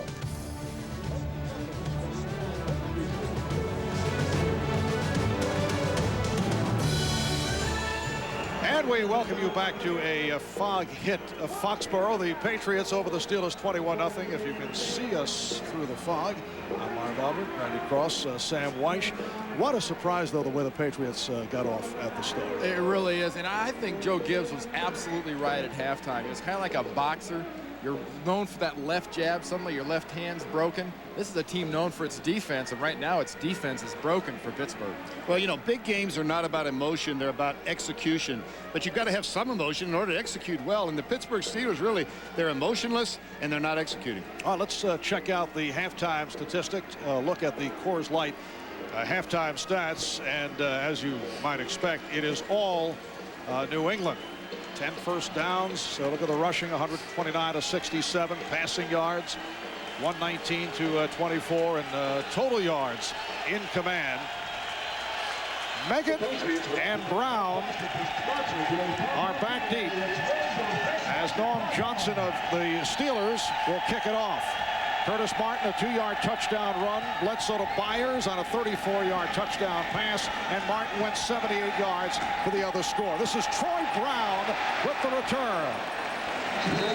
Able to weave his way up near the 35-yard line. A 24-yard return by Brown. Let's check in with Jim Gray. Jim? All right, thank you, Marv. I spoke to Bill Cowher, the head coach of the Steelers. He said it is not a lack of effort, it's a lack of execution. We must execute much better in the second half. I said, what did you say to your team? He said, guys, it's very simple. They got 21 in the first half.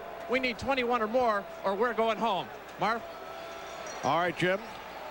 Drew Bledsoe, 8 of 15, 127 yards, 1 touchdown, 1 interception. But he began hitting on his first 7 passes. Opens up the second half with the pass to Curtis Martin, but he's stopped by Jerry Olszewski. Let's check in with Beasley Reese. Thanks a lot, Marv. I spoke to Bill Parcells. He said, remember, guys, he told his team, these guys are champions. They will make a run in the second half. I also asked him if he was surprised at the lack of pressure from Pittsburgh. He said that they were in shock early, but he expects more blitzing now. Marv, back to you. All right, thank you, Beasley. Second down and 7. New England from their 35-yard line. On the draw, it is Martin. And he's stopped by Kevin Henry. Picked up a yard on the play. In the first half, Curtis Martin set a Patriot franchise record for most yards in a single playoff game. He did it in the first half. Of course, the Patriots have not been involved in that many playoff games during the course of their history. Jerome Bettis playing with that severe groin injury, 12 rushes, 38 yards. A 3rd and 8 from the 37-yard line. 88 Glenn in motion. And a flag is thrown. Bledsoe's pass is dropped by Glenn. That was an audible that time. The tight end shifted down, and then Glenn came in motion. I don't think the tight end was set. That's the penalty. 2 men moving at the same time. Illegal shift on the offense. 2 men moving at the same time. The penalty is declined. 4th down. Very nicely captured. There's an echo in here. Actually, that was designed. There was a hole in the middle of the defense. They read whatever they've been studying on film. He called the right play because there was a wide open Terry Glenn in the middle. He dropped it, however. And Tom Tupa into punt from his 21-yard line. Jaheen Arnold, the rookie from Fresno State, back at his 21. It is angled once again. Here's Arnold at the 15, putting on a series of fakes, but nowhere to go. Ray Lucas on the coverage, a 50-yard punt and a beauty by Tupa. Brought to you by AT&T, your true choice. By Genuine Chevrolet, the cars more Americans trust. By DirecTV, satellite TV at its best. And by Dean Witter, there are many ways to measure success. We measure it one investor at a time. It is a lovely, foggy day in New England. The Pittsburgh Steelers back to the offense. Mike Tomczak, only 6 of 13, 46 yards, handing off to Jerome Bettis as they start out from the 17-yard line. One of the major stories in the first half, the quarterback pressure, but it was New England doing it to Pittsburgh. Well, I mentioned it earlier. They are out-Steelering the Steelers. And you do that by intimidating the opposition's quarterback, no matter which one it is. Excellent play by the Patriots. Not the same kind of play we've seen from the Steelers. And Jerome Bettis headed to the sideline for a 2nd down and 5. At the 22-yard line, John Whitman, the rookie from Penn State, number 38, has checked in for Bettis. And this is Whitman running well, accelerating, has the first down across the 35-yard line. He went for 14, stopped by Lawyer Malloy and Willie Clay. Hey, remember something like Bill Cowher told Jim Gray earlier, coordination and timing of the plays. That also applies to offense and the blocking up front. And here, look at the blocking by Strolzik and Dawson. That's coordination. You know, they told us yesterday that John Whitman reminded him a little bit of Bettis. You could see it right there in that run. He's a guy who likes to pound the defenders the way Bettis does. More of a fullback than a tailback. Tomczak able to find the tight end Botkin, who is reaching for the marker. Mark Wheeler on the stop. Kirk Botkin with his 2nd catch of the game.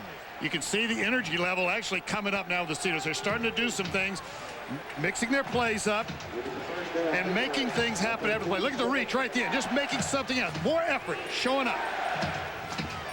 And a 1st down at the 47-yard line. Jerome Bettis remaining on the sideline. A question mark coming into today because of that groin injury.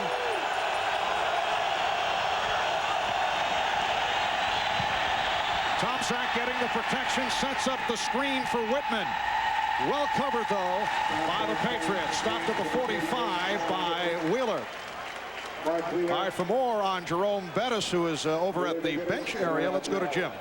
All right, well, Marv, he also had a bad right ankle, which he twisted a couple of weeks ago, a couple plays ago. He twisted it again, re-aggravated it, told the trainers he's all right, and he should be able to return. Dick, Marv. Dick will be here next week for the AFC Championship game. It's been a long week for Jim. Jim has no idea where he is today in the fog. A 2nd down and 12 at the 45. Draw play does not work. Whitman is stopped in his tracks. And it's McGinnis that gets the Marv. Watch McGinnis come off the near corner. Lined up in his pass rush position. Arm rip under Jackson. Forget about it. I tell you, all day today, the combination of Willie McGinnis and Chris Slade has paid off for Bill Parcells. It's a little coaching decision he made going into this ball game. Slade over Dwayne's side. 3rd down and 16 for the Steelers from their 41. Willie McGinnis with 9.5 sacks for the season. Tomczak trying to run out of trouble. And is hit down at midfield. Well short of the first down. Picked up 10 on the play. Met by the left corner, Ty Law. And once again, the busy Josh Miller will come into punt. You know, Bill Cowher said coming out of the second half, told Jim Gray that they can't give up any more big plays. Well, they can't give up any more big plays on defense as well. You know, when they're on offense, when the defense is making a big play, that's just as damaging as when the offense makes a big play against you. Well, they need two things. They need somebody to really start getting it going on offense, and they need to attack like a dog on defense. They got to have big plays from their D. 8th punt of the day for Miller. Meggett is back. Dives to make the catch. Very tricky out there now. 35-yard punt. Patriots back to the offense. They lead it 21-0. Remaining in the 3rd quarter, New England 21 and Pittsburgh nothing. As the Patriots start out 1st and 10 from their 15-yard line. On the draw, Curtis Martin stopped by the nose tackle, number 93, Joel Steed. Well, Drew Bledsoe able to connect on his first 7 passes. A terrific start, but he has missed on 8 of his last 9. He's been incomplete, so 8 of 16, 127 yards overall. This has been a career season for Drew. 27 touchdowns, 3rd best in the NFL. His last 2 games, though, unimpressive in Dallas. Had a tough first half against the Giants 2 weeks ago and then turned it around. And he's been hearing it all week that here's another big game and he has to prove himself. Terry Glenn, the intended receiver. Bill Johnson got a piece of it. And Marv, Jason Gilden was right there too, the linebacker. You talk about Drew Bledsoe. Yes, he passed the test in Part A. But I tell you what, there's plenty of time to flunk some tests here as the ball was tipped. Look at what a morsel was in front of that linebacker, Sam. Well, a pass he shouldn't have thrown. The tip, of course, makes it look even worse. But you've got to be careful down here that you don't give Pittsburgh a chance to get back in the game without earning it. 3rd down and 7. They're at their 18-yard line. And Bledsoe completes to Ben Coates for the first down. Tackled by Figures and Oldham. Ben Coates had a big game against them last year, 11 receptions. This time he's the primary receiver. Just a little read, outbreak. It's a timing throw all the way. And he catches that.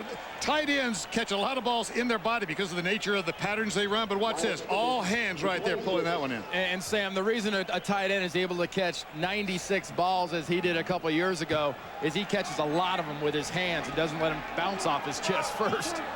1st and 10 for the Patriots at their 26-yard line. The pitch, fake reverse, and it is Meggett. Check that. Martin stopped by Henry and Kirkland.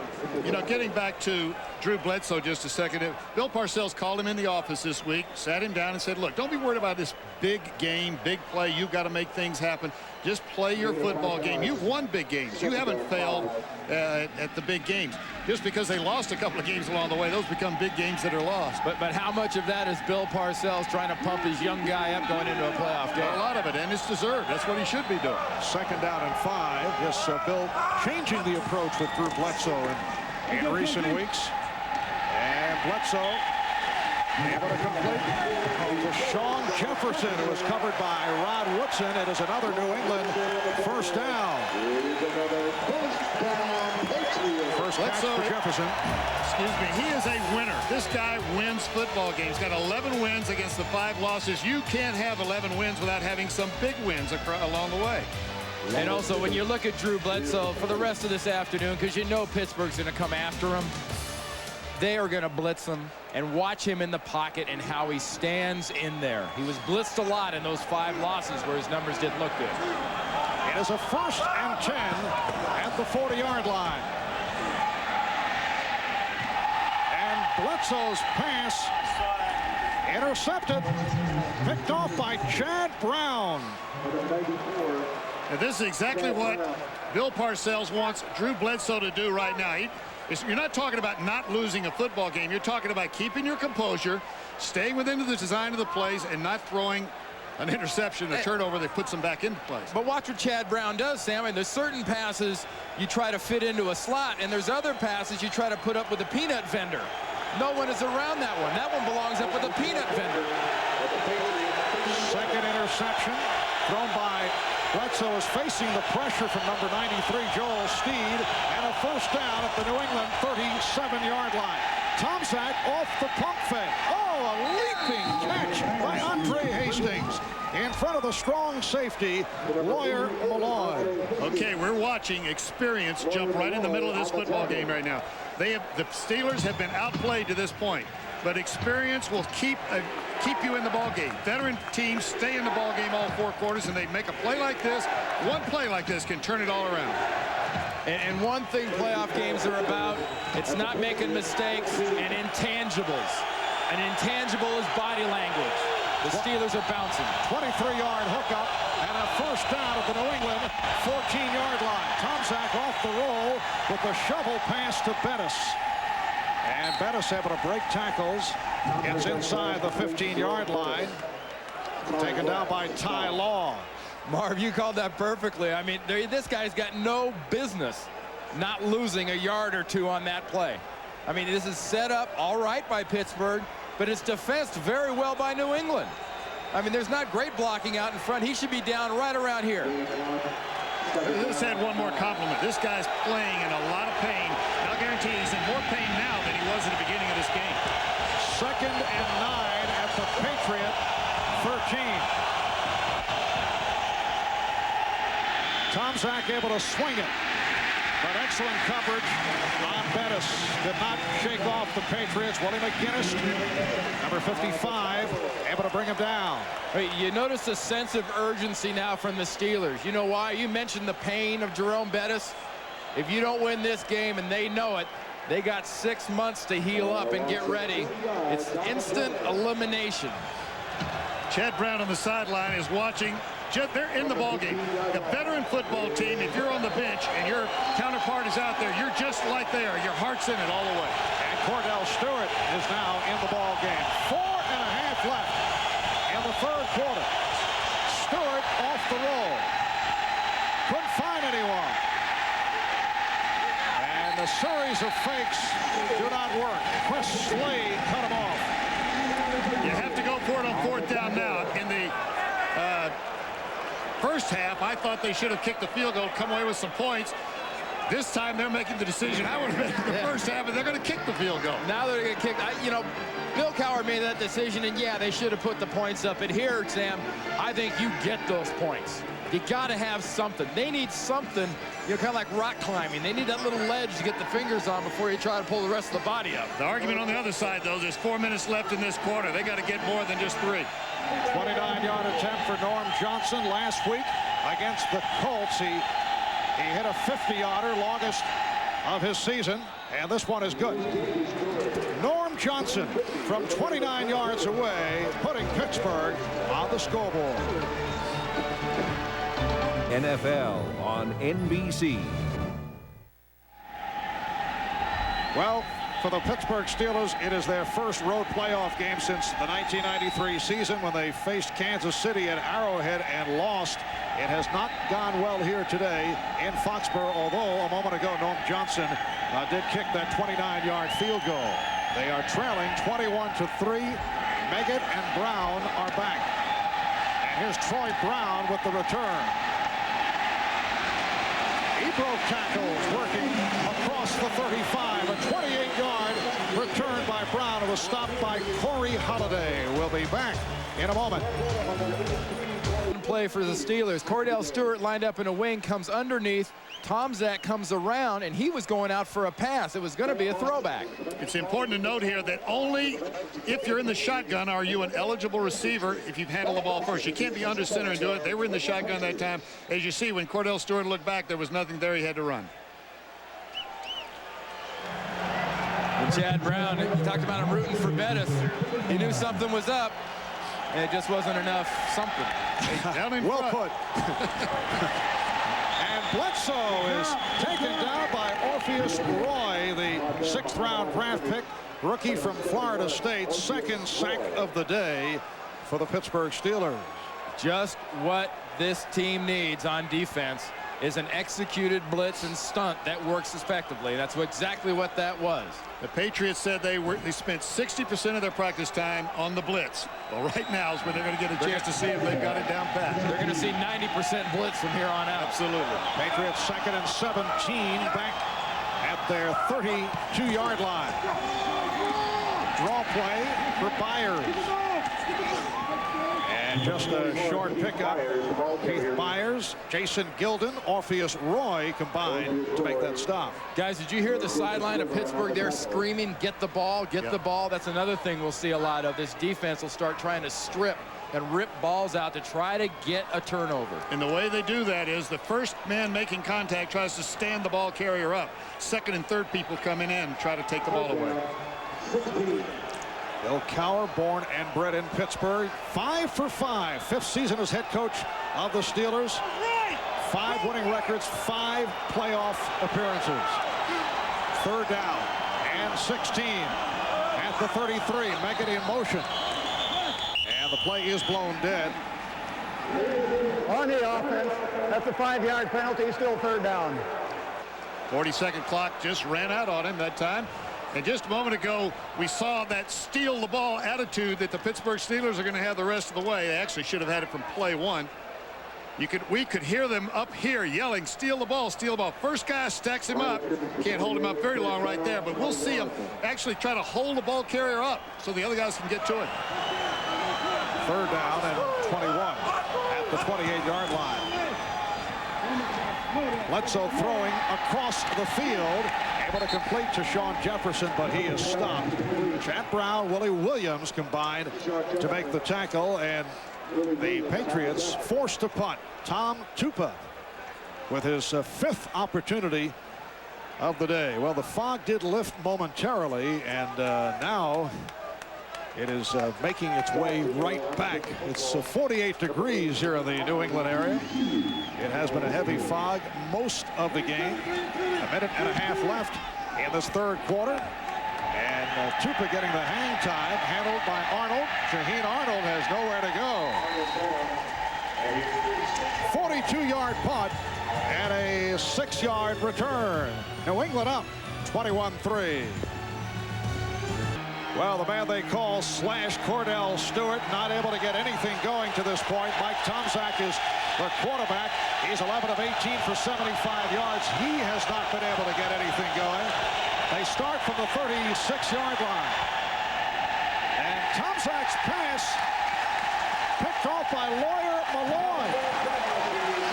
The strong safety, Lawyer Malloy, with the leaping interception. The pass intended for Andre Hastings. And if you were listening at halftime, Jim Harbaugh said the reason he thought Tomczak was going to be in the game was he's not afraid to jam in the ball. Well, here's what happens when you jam it in the wrong place. Lawyer Malloy got a great jump on that ball right there. Had 2 interceptions during the regular season, and this time he just anticipates the throw. It's a roll-up. You can see Ty Law's running with him, but he had safety help. 1:20 to go in this 3rd quarter. And Drew Bledsoe and the Patriots back on the field. 1st and 10 from the 39-yard line. Curtis Martin with a change of direction, met by Jason Gilden and Jerry Olszewski. There's Lawyer Malloy, rookie from the University of Washington, a 2nd-round draft pick, took over as the starter at strong safety midway through the season. And the rarest, Marv, of a rookie defensive back that's an impact player defensively, makes the big plays. 2nd and 7 at the 42. Final minute of the 3rd quarter.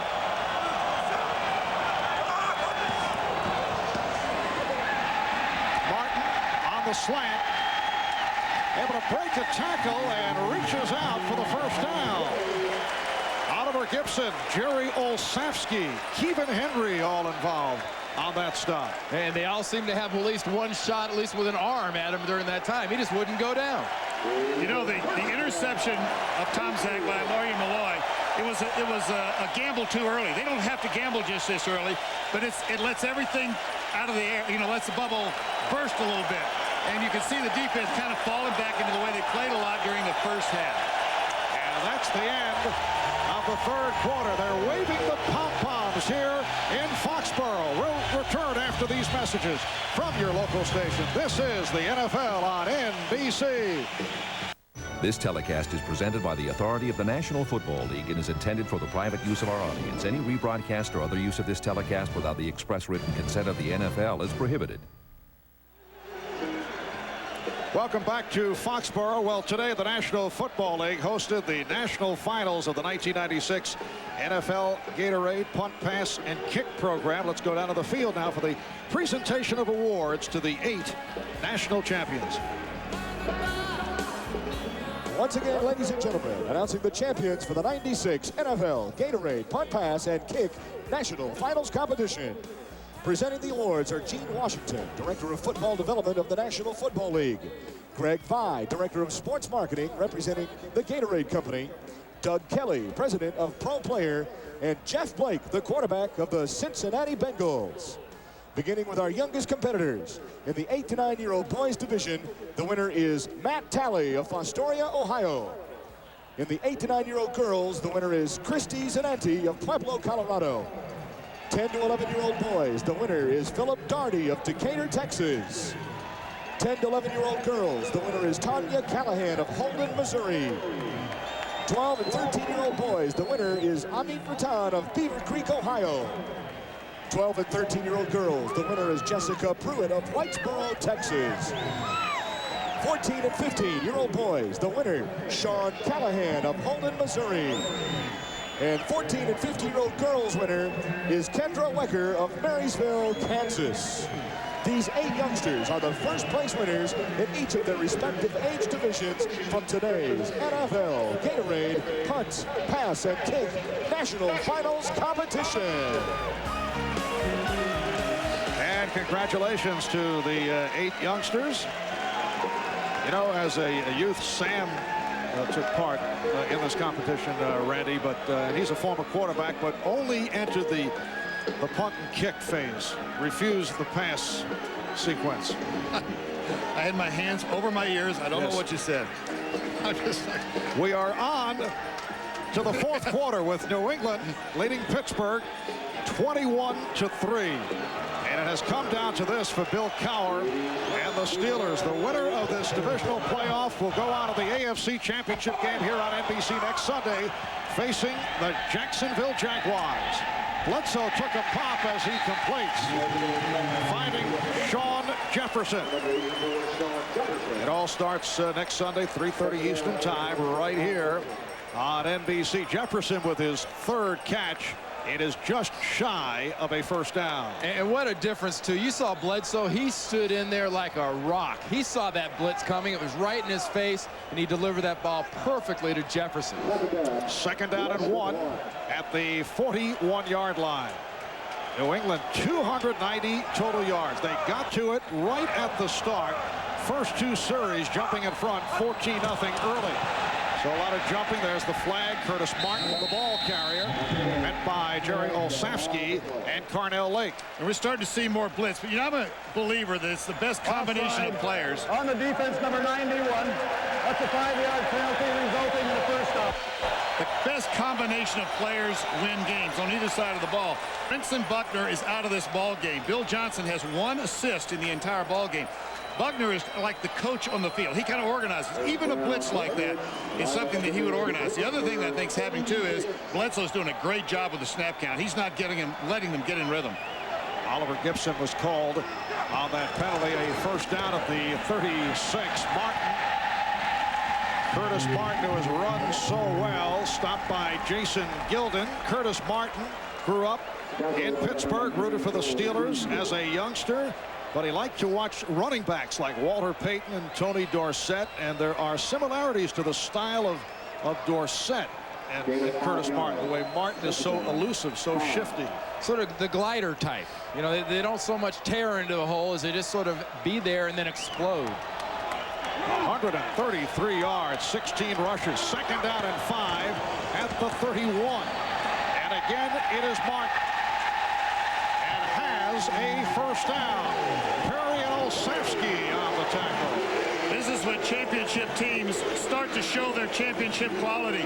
They have a lead. It's in the 4th quarter. They're using all the clock, and they're keeping it on the ground, and the defense knows they're going to keep it on the ground, and they still make yards. And he makes those yards behind a veteran offensive lineman. William Roberts pulled from that left guard position, and you know, you didn't see much being there, but you saw a lot of that speed and explosion when he ran through it. 140 yards on 17 carries, including 2 touchdowns for Martin.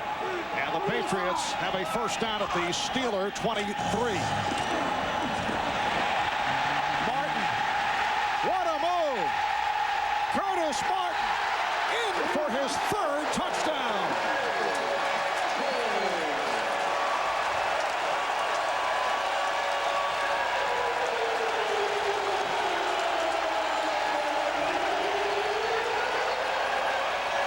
I tell you what that sets up as. That play was stuffed onside, Sam. Darren Perry blitzed from his strong safety position, got way upfield, and couldn't cut that cutback off. And now it's just explosion and speed, and you know, that's worst case scenario. That's a series of nails in the coffin for the Steelers. They gambled on offense, they had the interception, they gambled with the blitz, and the Pats broke it. And here's Adam Vinatieri. Adds the extra point. Another look at the moves by Martin. 23 yards for the touchdown, his 3rd of the day.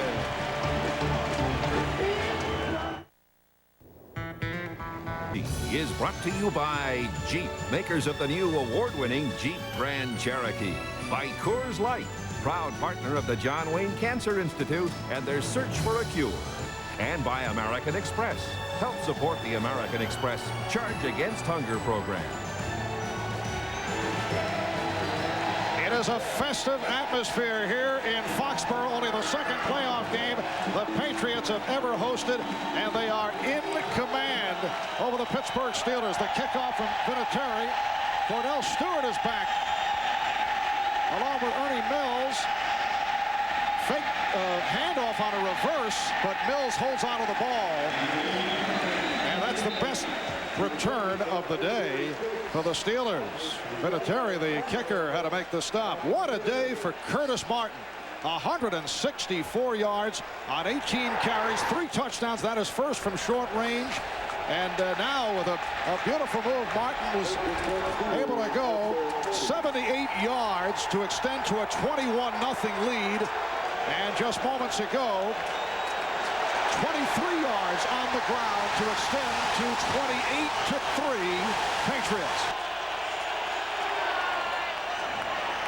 And the completion to Ernie Mills. Remember last year, after Curtis Martin got off to a good start first couple of games, and Bill Parcells said, hey, let's not induct him to the Hall of Fame in Canton, not just yet. Well, let me just tell you, we see one expression there with Bill Cowher and Greg Lloyd. The other expression with Bill Parcells is what makes all of the hard times worth it. Those moments after a big play. 2nd and 3 at the 47-yard line. McAfee getting the call.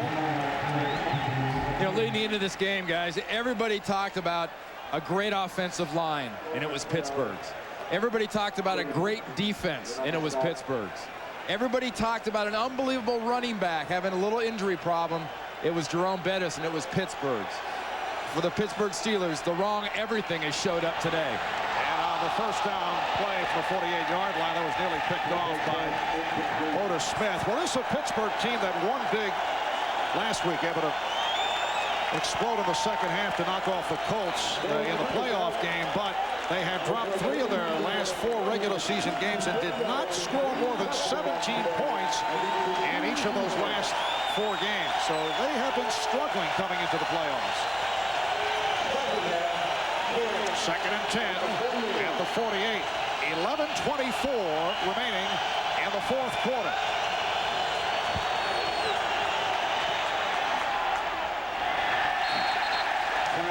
McAfee, the intended receiver. Fred McAfee, the 6-year man from Mississippi College, noted in the past for the most part for his special teams play. And they continue to struggle. This ball just gets away. 4th quarter for Mike Tomczak is not his strong suit. A 44% completion and the rating of 38. That's way down. I can just tell you this, that it's important for the playoff teams to be playing well at playoff time, not to be playing well at any other time during the season. The Pittsburgh Steelers are just having a rough day. Mike Tomczak tailed off after a good start earlier this season. 3rd down and 10. It's completed but short of the first down. The catch by Mills in front of Henderson. And if you're handing out, you know, accolades of what's happened so far, you can get carried away. And Curtis Martin's played great, and so has his offensive line. And Drew Bledsoe stepped up. Let's not forget about the invisible men. That New England defense has been a huge factor in this ball game. Well, the Steelers on a 4th down and 3 going for it. Tomczak able to complete to McAfee, has a first down and taken out of bounds at the 31 by Henderson, and Brown picked up 9. We're in 4-down territory for the rest of the game unless they're really backed up.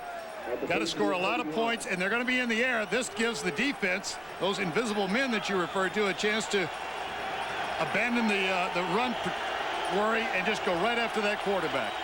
And Tomczak's pass complete, a hard hit put on Jaheen Arnold by Otis Smith. You know, and also though, guys, at what point do you get maybe a little bit too soft defensively? You've gotten to this point by attacking an offense that didn't expect to be attacked, and Bill Parcells' defense right now the last few plays has looked a lot softer in the zone look. You saw the expression on Bill Parcells' face, expression on all coaches' faces. It never changes. You stay tough. He'll make sure they stay tough. 2nd and 10 at the Patriot 31. And Tomczak's pass is caught at the 25 by Hastings.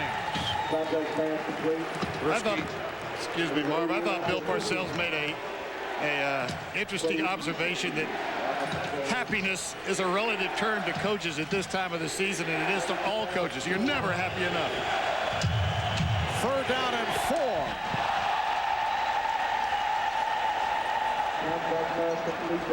Andre Hastings stopped by Corwin Brown, but it is a first down for the Steelers. So you're saying that though outside he's looking oh no, inside he's going oh yay, yay. Well, does that look like the face of the coach leading 28-3? And a first down at the 20-yard line. McAfee with a short pickup.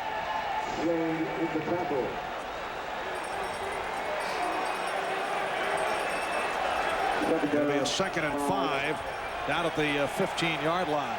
9 minutes and 15 seconds remaining in this 4th quarter.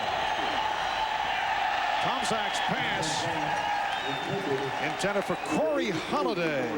2nd-year man from North Carolina, had only 1 reception during the regular season. It brings up a 3rd down and 5 at the New England 15-yard line. And there's still a lot of time in this ball game right here. Just keep working and get another score and see what happens in this thing. This is not desperation, Hail Mary time yet. Now they're still at the stage, Sam, where they're looking for a matchup. 11th play of of the drive. And Tomczak is hit hard and is picked off. Intercepted by Willie Clay. Oh, he took a shot.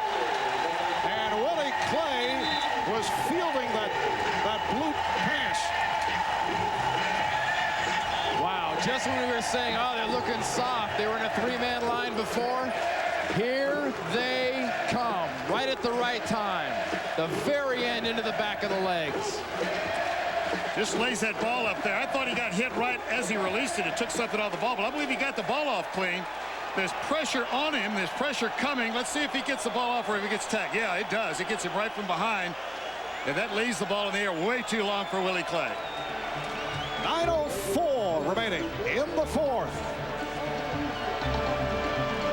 Domino's Pizza. Call now to enjoy a hot, delicious Domino's Pizza during the game. For a hot wow, call Domino's now. Oh, they love it here in Foxborough. Capacity crowd, better than 60,000 turning out as the New England Patriots are looking to advance to the AFC Championship game, winning a playoff game for the first time in 11 years. The Jacksonville Jaguars waiting in the wings. Mario Greer getting the call for the first time, stopped by Brown and Kirkland. A moment ago, the interception by Willie Clay. Straight drop back pass, just gets pressure from the backside, which takes everything off the throw. Willie Clay actually catches this one in the end zone. Could have taken a knee. I think he thought he might run that one all the way back.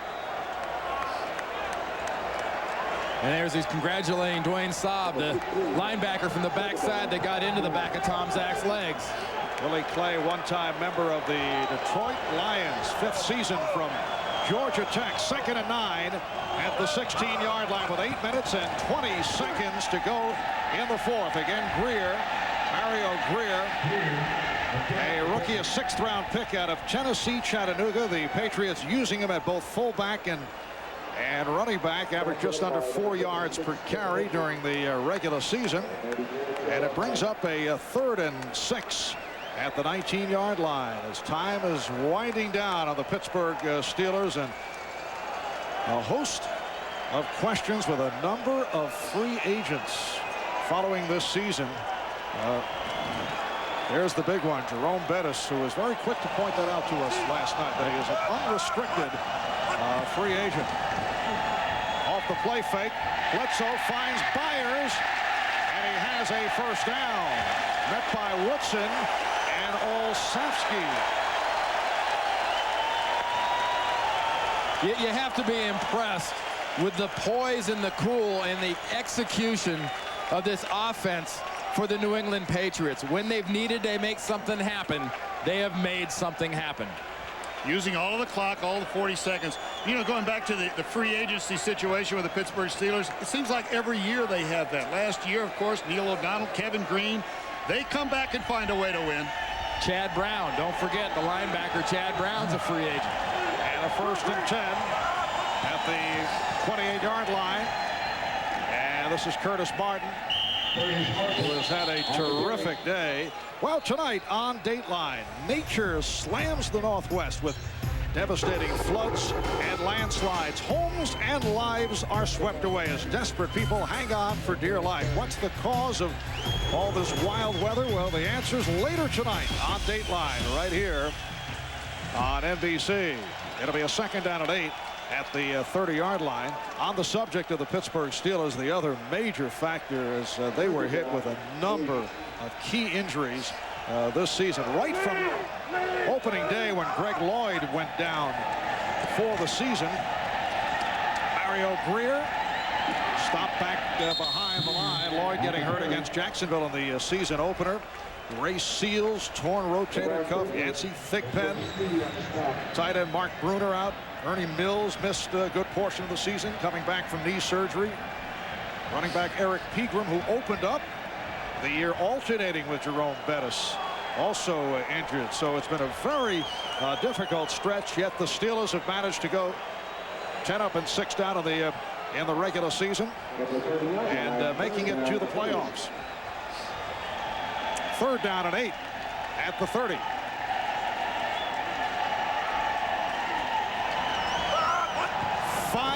2:25 remaining in this fourth quarter. This is Meggett.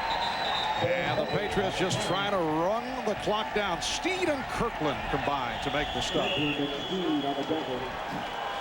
We're going to start to see some substituting here too, Marv, because this is that time of the game that you start to save a few people for next week. Timeout is called by the Steelers. New England 28, Pittsburgh 3. All right, Tom Tupa getting set to punt with 5 minutes 10 seconds remaining in this fourth quarter. Flag has been thrown. Jaheen Arnold on the return up to the 25 and carries across the 30, taken down by Todd Collins. 51-yard punt, 10-yard return. But here is Bernie Kukar.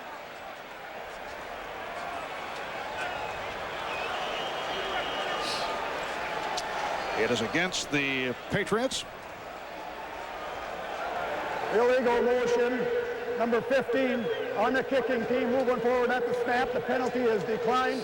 First down. Well, Ray Lucas has done a good job in coverage. Scott Zolak limbering up and apparently getting set to come on for Drew Bledsoe. Scott Zolak, 6th year out of Maryland.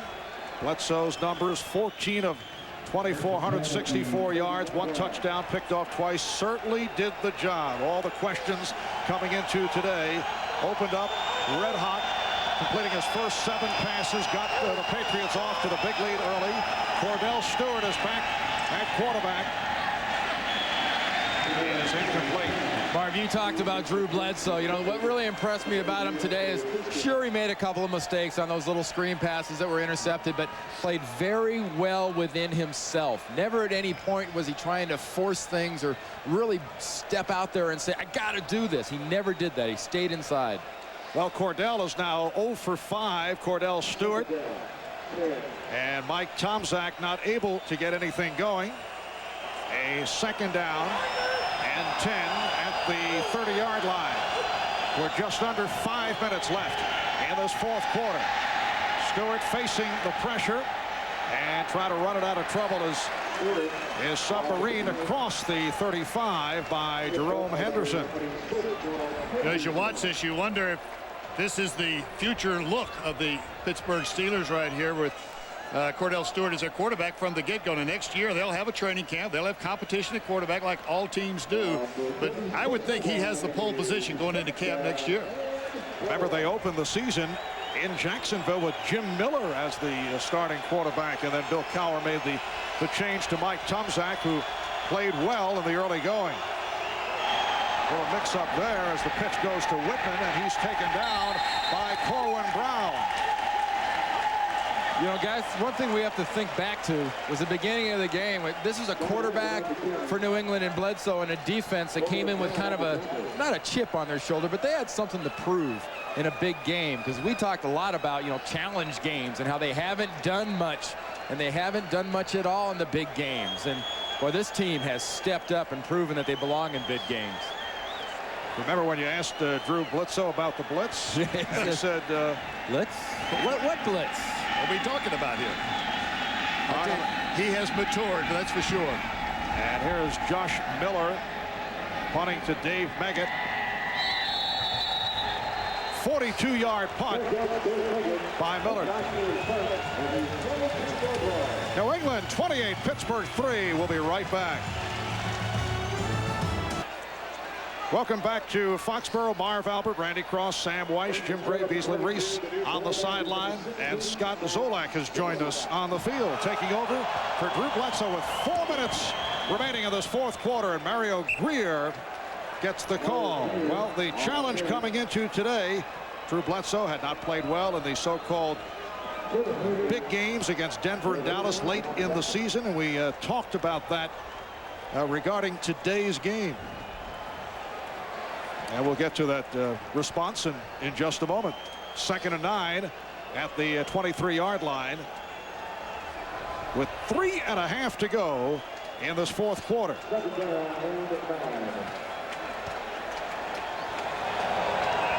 Scott Zolak, who has been New England's backup since back in 1991. Here's Mario Greer, taken down by Olszewski and Henry. Here's the response by Bledsoe regarding stepping up for the so-called challenge games. I've got to step up, and you know, that's how you're judged. How do you play in a big game? And so you know, I've got to play my best when these opportunities arise. Well, he certainly did make the move in that direction today. 14 of 24, 164 yards and a touchdown. Got it going early with that 53-yard completion to Terry Glenn. They led 14-0 early in the first. 21-0 at the half, and they are leading here 28-3 as they look ahead to the Jacksonville Jaguars next Sunday in the AFC Championship game, and it will be played here in Foxborough. One of the other factors here today, home field advantage for next week. Now, Jacksonville and New England did meet back on September the 22nd. The Patriots jumping to a 22-0 lead here in Foxborough, but were victimized by a couple of Hail Marys, one at the end of each half. In overtime, it was Adam Vinatieri who was able to pull it out. Vinatieri kicking his 5th field goal to give the Patriots the win, 28-25. So they had to hold on for the victory. Some of the numbers back on September the 22nd. Bledsoe 27 of 44, 255 yards in a duel with Mark Brunell, who went 23 of 39, 432 yards. And Brunell put those great numbers up yesterday against Denver. Natron Means, who wasn't much of a factor in that game, if at all, was a huge factor yesterday. The challenges don't get any smaller for the defense of the New England Patriots. And Zolak to the sideline for Myers. Kirkland able to make the stop.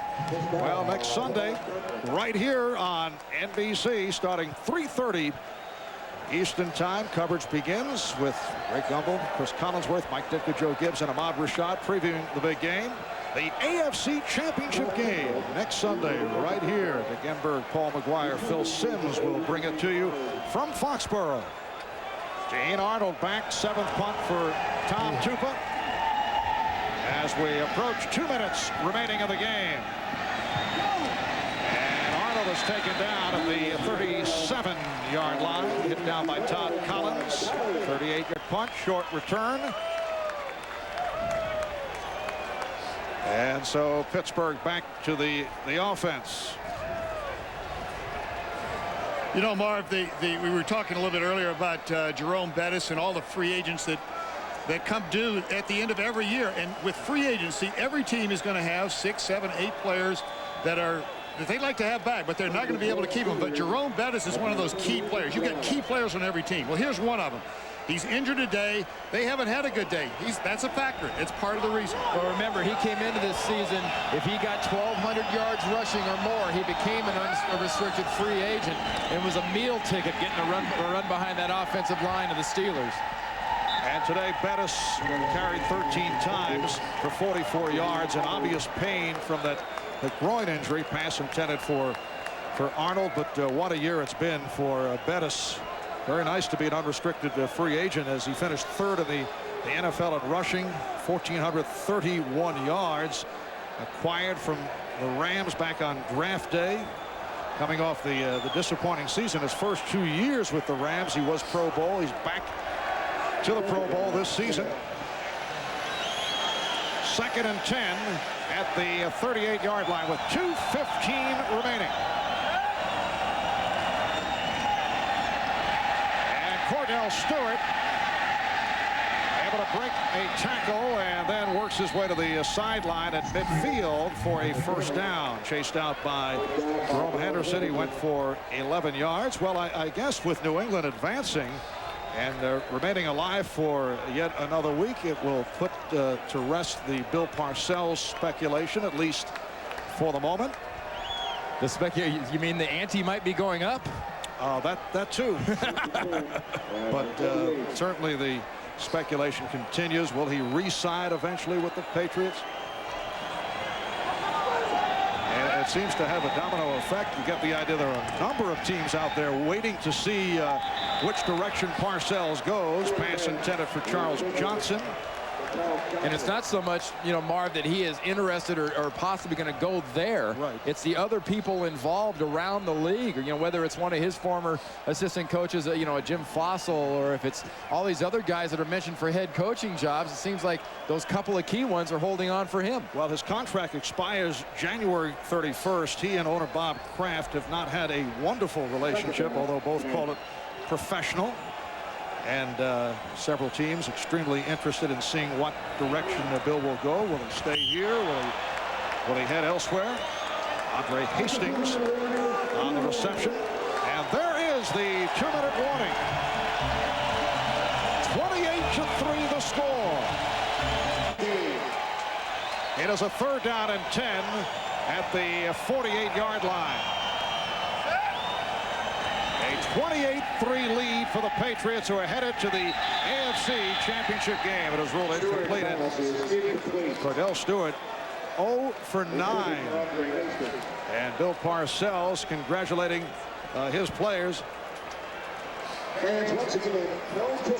Well, with the dollar sign, save the tuna. You know, there was a report in yesterday's New York Post that the Jets, now this is just a newspaper report, but it said the Jets are prepared to offer $10 million guaranteed for 3 years, and that would include total control of the operation. The Jets would not comment, and Bill Parcells would not comment. In fact, Bill has not been talking about these matters for the last couple of weeks.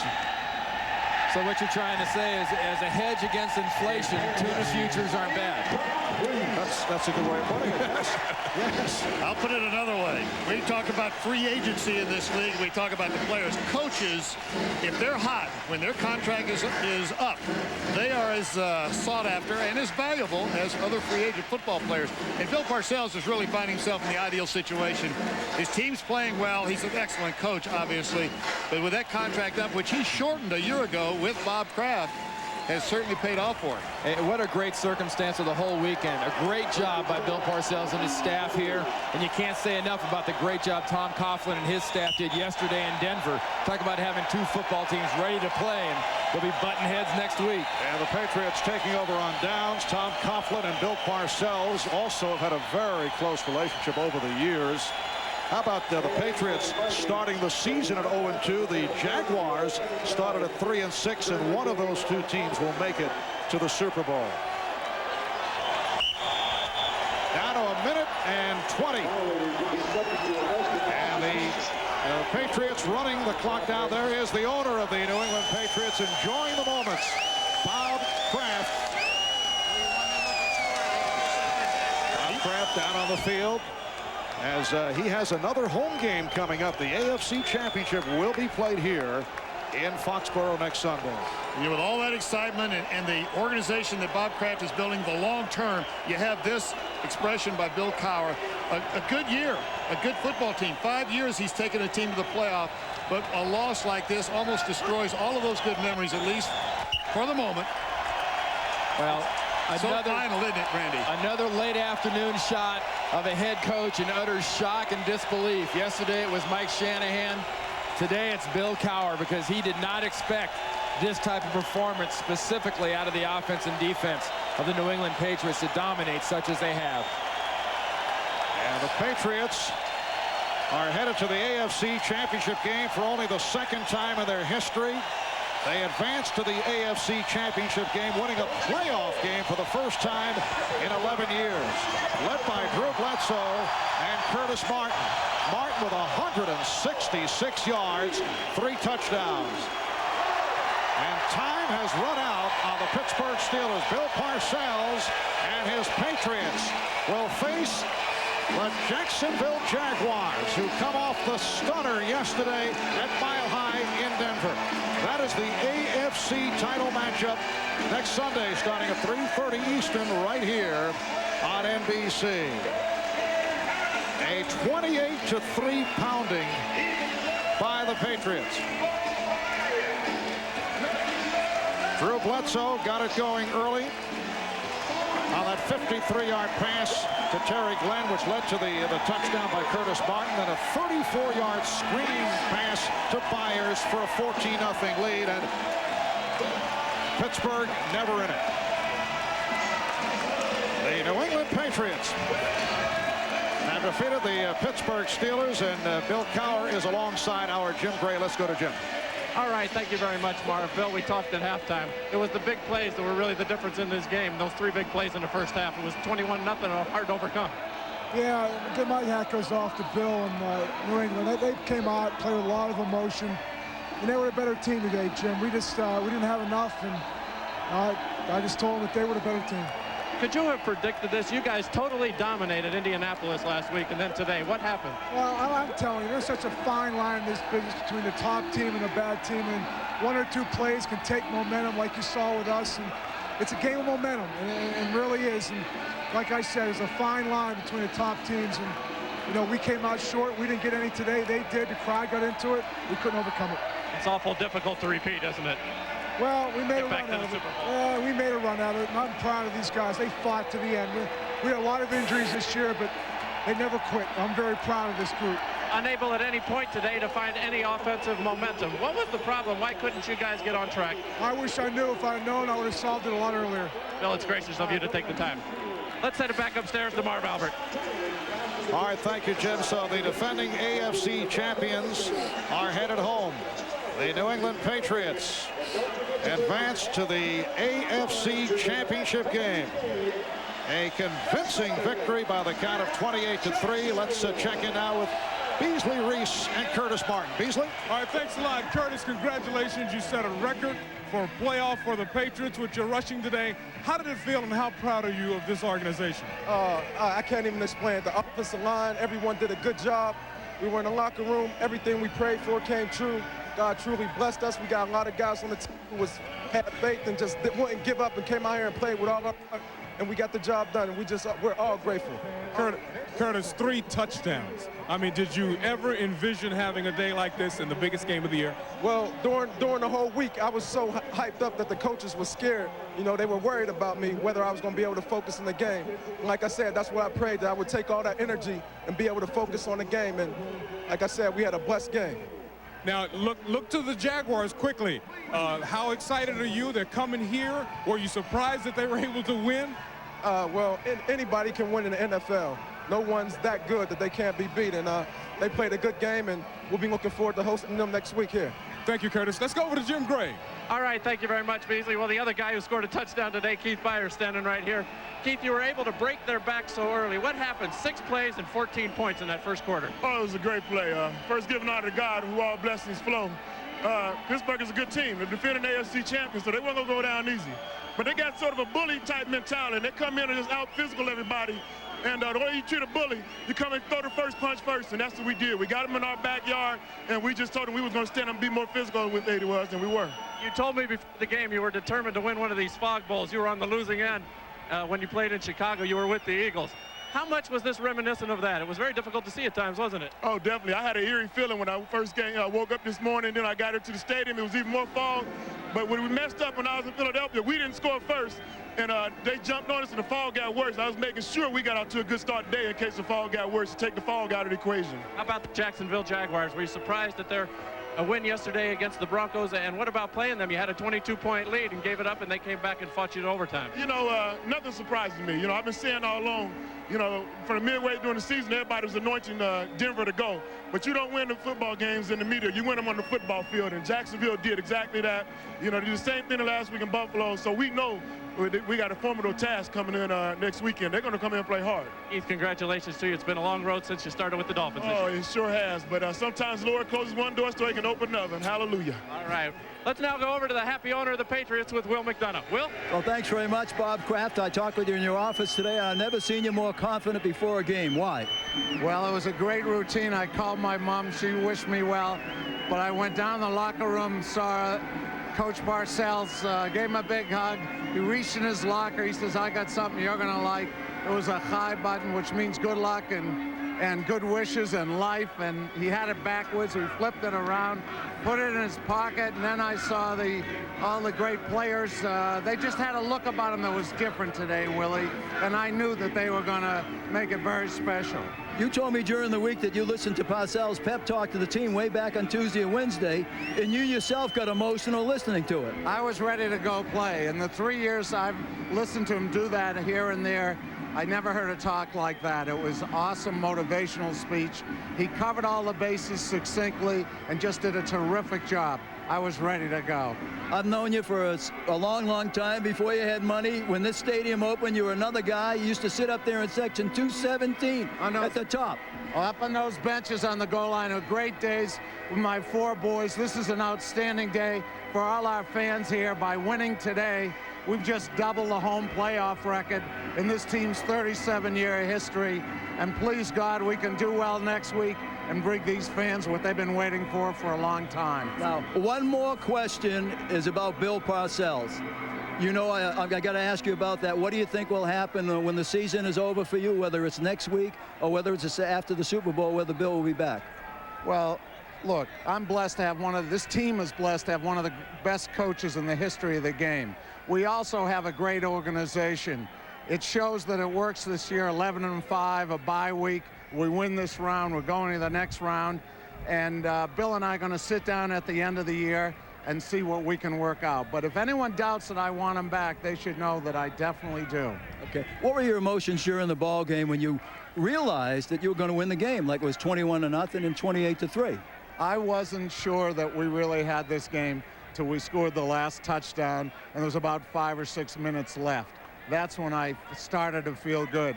But I've seen too many of these things turn around, and it's always better to be a little conservative. But this is a great day for all the fans of New England, and I hope for NBC.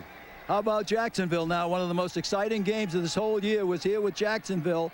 They almost won it in the last play of the game. You guys won it in overtime. You saw the great win they had against Denver yesterday. They are really a complete team. I think when Natrone means running the way he is with one of that great quarterback and receivers, Coach Coughlin has done an outstanding job. We saw him here at Boston College, and they're going to be a formidable opponent. And this business about only being in their second year, that's hogwash. We better be ready, and we'll do everything we can to get things really pumped up at this stadium. Well, you told me just at the end of the game, you said, this is cool.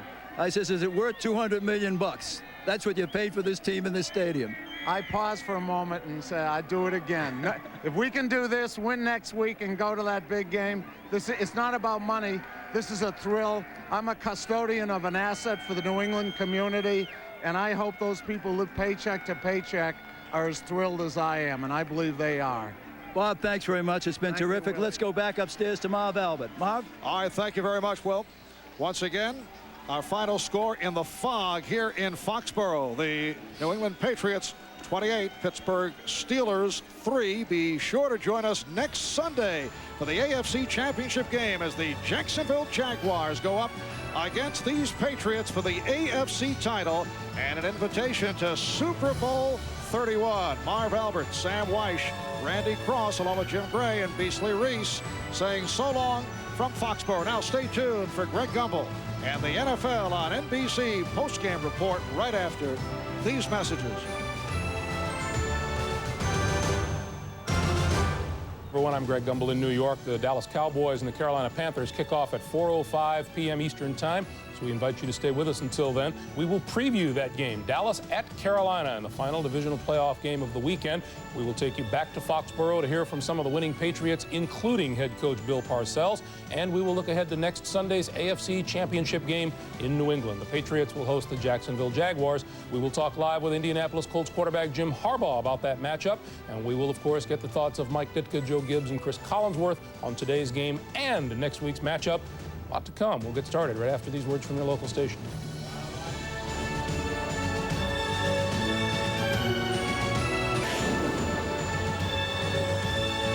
Hi, everyone. Greg Gumbel along with Joe Gibbs, Mike Ditka, Chris Collinsworth.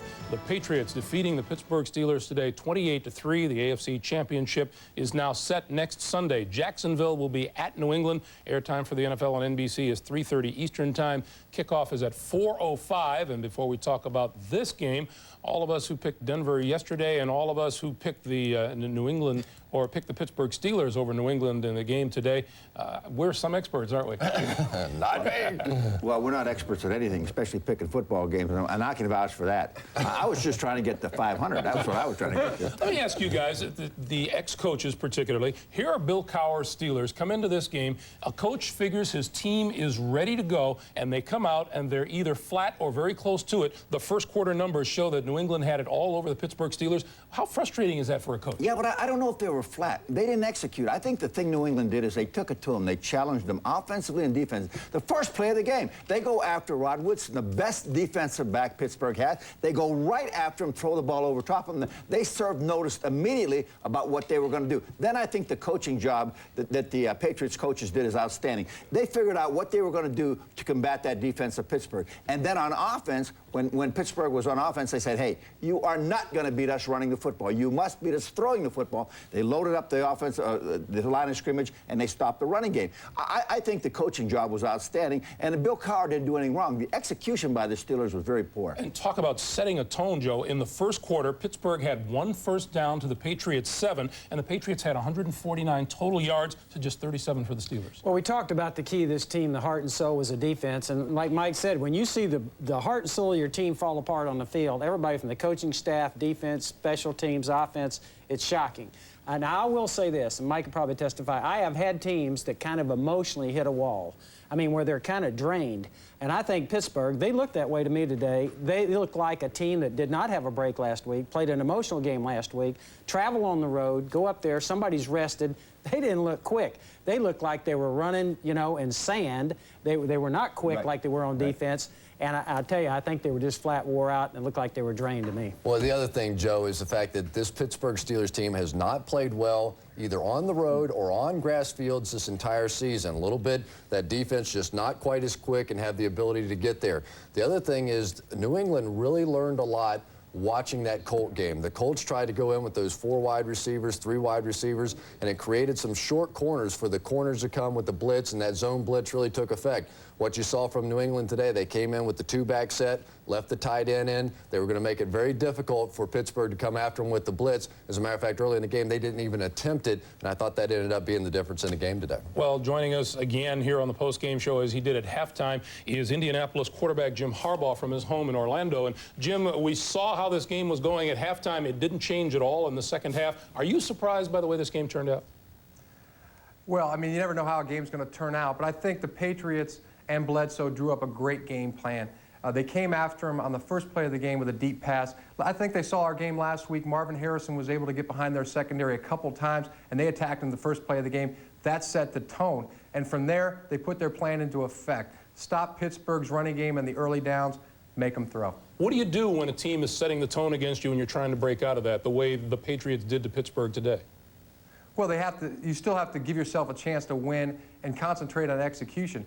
They didn't execute. They made a lot of mistakes. You know, we said it at halftime. Drew Bledsoe did a great job with his cadence. And once they got the lead, another key factor was the Patriots were able to attack Pittsburgh's blitz with the running game. Curtis Martin did a fabulous job, got the 78-yard touchdown, making people miss, and then came back with another long run later in the game. All right, Jim, we'll get back to you for your thoughts on Dallas versus Carolina in just a few moments. But once again, the New England Patriots victorious today, beating the Pittsburgh Steelers 28-3, and that means Bill Parcells going to another conference title game. He stopped to talk with Jim Gray. All right, thank you very much, Greg Gumbel. I'm now joined by Bill Parcells. Bill, tell us about this game. You got such a big start so early. You had 6 plays on offense and 14 points. Was that the difference? Well, you know, it's always good to get off to a good lead, particularly against a team like Pittsburgh. I know they wanted to run Bettis and, you know, keep the game the way they played it last week. And, you know, we were trying real hard not to let them do that. How concerned were you, having watched what happened to the Denver Broncos yesterday, and did you relay any type of a message like that to your team today? No, having the whole field and losing and so forth? No, I don't. Hey, that game was irrelevant in that respect. You know, we spent 2 weeks here trying to get ready for Pittsburgh, and you know, we'd heard a lot about their defense, and quite frankly, our players were a little tired of hearing about that.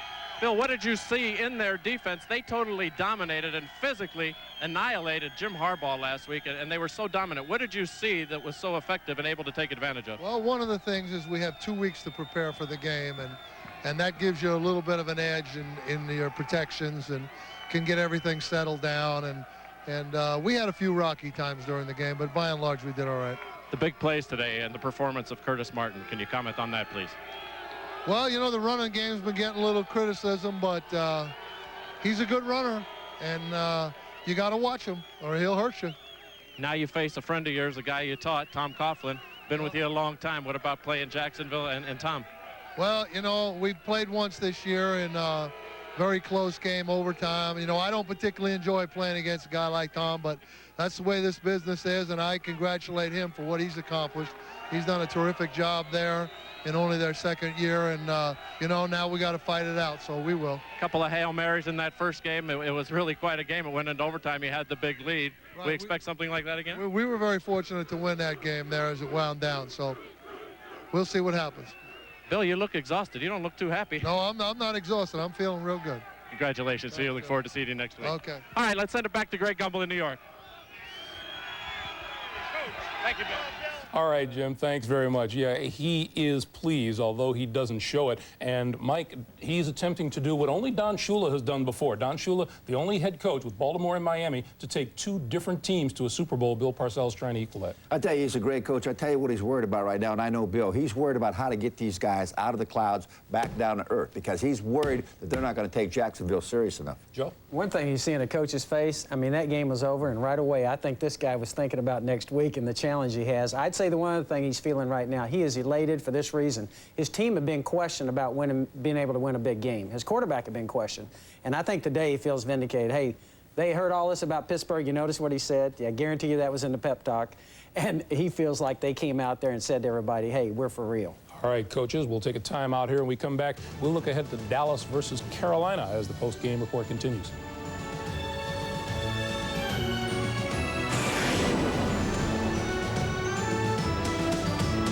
Welcome back, everyone. The last of the 4 divisional playoff games is in Charlotte. The Carolina Panthers hosting the Dallas Cowboys. The second-year Panthers look to join Jacksonville in the conference championship round. The Cowboys are looking for their 4th Super Bowl title in 5 years, but Dallas had to play a wild card game last week while Carolina had a bye. Anytime you have a little extra time to prepare for an opponent, it's going to help you out a lot. And I think last week's work is definitely going to help us in this game. What's the movie, Living Dead 7? We done woke up about 7 times. We've sort of been dead and written off. So to be into the second round of the playoffs, man, it feels good. We just want to be prepared for just about everything that we think that they're going to throw at us. And if we're able to pick up most of them and make some plays at the same time, then we might see a totally different ball game. I'm sure you guys are probably saying, well, the Panthers, they don't have any playoff experience, and, you know, this is the world champs, and, you know, they don't know what it takes and all this other kind of stuff. And that's fine, because we have one thing in mind, that's preparing for the Cowboys and, you know, playing the best games of our lives. Well, back in week 3 of the regular season, Indianapolis beat the Dallas Cowboys 25-24. Jim Harbaugh, let's go back to you and ask you how this Dallas team has changed since that early in the season. Well, it's changed a lot, in my opinion. You know, Dallas got ahead of us 18 points in that game, and they got a little bit bored, and we kind of thought they might, and we were able to come back and win. And I think that's the way Dallas played their entire regular season, like a team that was just playing the season, kind of bored with everything. They got into that first round of the playoffs last week, and they looked like an entirely different team against Minnesota.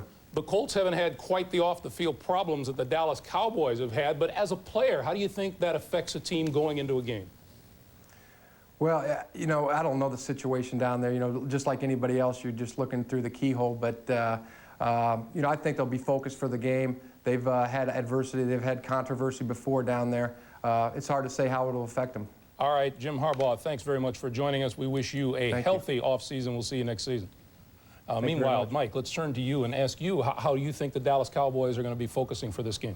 Well, you know, I think adversity can do 2 things. I think it can tear a football team apart, or it can pull a football team together. I think there's enough leadership on this football team, in the players and in the coaches, to put this thing back together. I think they put this stuff aside. They understand that this is a 6th straight year they're in the playoffs. That's the record. They're they're a very excellent football team if they do the things fundamentally that they can do. They haven't done them during the season, and I agree with Jim. They look like a team that was bored at times. This is an outstanding football team. It will not be easy for Carolina to beat them, but Carolina can beat them. Joe, one of the first things you do is you look at the quarterback position. What do you see? You look at the interesting matchups, and I think this is really great, fascinating. You got Kerry Collins, that's never played in a playoff game.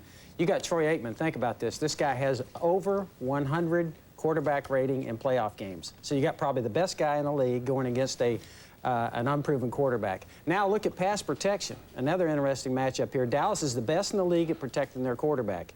And yet you have Carolina is the best in the league at sacking the quarterback. This is going to be kind of interesting to watch. Best against best. There's going to be some lumps put on each other. I want to see the Dallas Cowboys offense do it again, though. They got 6 turnovers in that game last week against the Minnesota Vikings. It was a great matchup for them because of Minnesota's undersized defensive line, and they were able to just run the football right over those guys. I don't think that's going to happen today against Sam Mills and Kevin Green and the people on that defense. The other key is for Carolina with Anthony Johnson to get their running game going against this Dallas defense. We really have not seen them tested on the ground without Leon Lett in there. It's going to be an interesting matchup between these two teams. I think Carolina's going to win. All right, Chris, let's go back to today's game. Once again, the final score, 28-3, the New England Patriots defeat the Pittsburgh Steelers. Drew Bledsoe led the way for the Patriots, 14 of 24, 164 yards and a touchdown, and he talked with Beasley Reese. All right, thanks a lot, Greg Gumbel. With Drew Bledsoe. Drew, an excellent day for you today. Now, so much talk. You had to come out, perform very well in a big game. Do you think you did that today? I think I started off pretty hot. You know, our offense started off hot. We hit the big play to Terry to start with. They got Rob Woodson backed off of us, and then we were able to do some things through the first and the start of the second quarter. And from then on, our defense and Curtis Martin carried us. What's the emotion like in the locker room? They know they faced the Jaguars. You and your teammates coming up this weekend. What was it like, and is this like a gift? I mean, everybody expected Denver to win. Is this a walk into the Super Bowl? This is definitely not a walk into the Super Bowl. You know, our guys are very excited right now. I'm very excited, and we're very happy, but we realize that we have our work cut out for us if we want to get to the big game, because Jacksonville has done something that nobody believed they would do twice in a row. On the play of Mark Brunell and Natrone Means, our defense is going to have their hands full, and we're going to have to score some points. Now, this place is going to be crazy. This town, this area, all week long.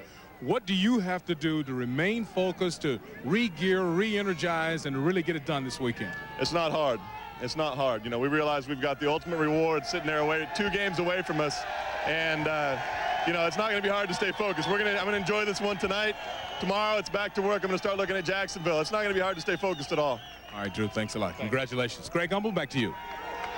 All right, Beasley, thanks. So the AFC Championship game is set. Jacksonville versus New England. We will look ahead to that game right after this.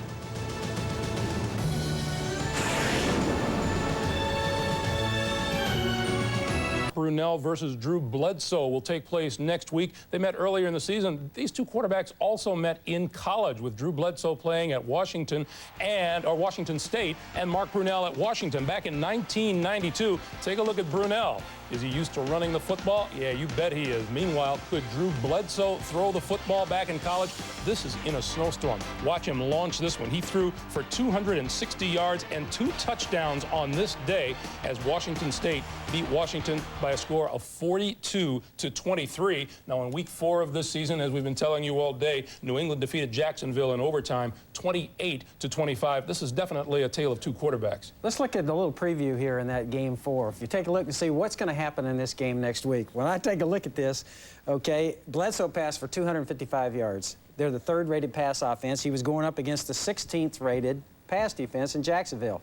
Look at Brunell. He threw for 432 yards, and he's going up against the 28th rated pass defense. I look at this thing. This is going to be balls in the air. It's going to be a great game. You know, we better not overlook the fact that the New England defense is a much improved defense from earlier in the season. Well, they really are, but the one thing I want to mention about Jacksonville, over the last 7 games now, they've improved for one reason, basically one main reason. They've really cut down their mistakes. They averaged 3 penalties a game over those 7 games, and they've only turned the ball over 4 times over those last 7 games. This is why they're not making mistakes. They're not shooting themselves in the foot. They were doing that earlier. That's why they got behind the 8 ball. But this is amazing when you think about it. The Patriots started 0-2, Jacksonville 1-3, and they're playing for the AFC championship. You know, Jacksonville's defense, though, yesterday really impressed me. They dropped back into those zone defenses. They basically dared Denver to run the football, and for whatever reason, Mike Shanahan did not go with Terrell Davis, did not try and stay with the running game nearly long enough, in my opinion. And I think that's going to be the challenge for Bill Parcells next week. He's got to stay with the run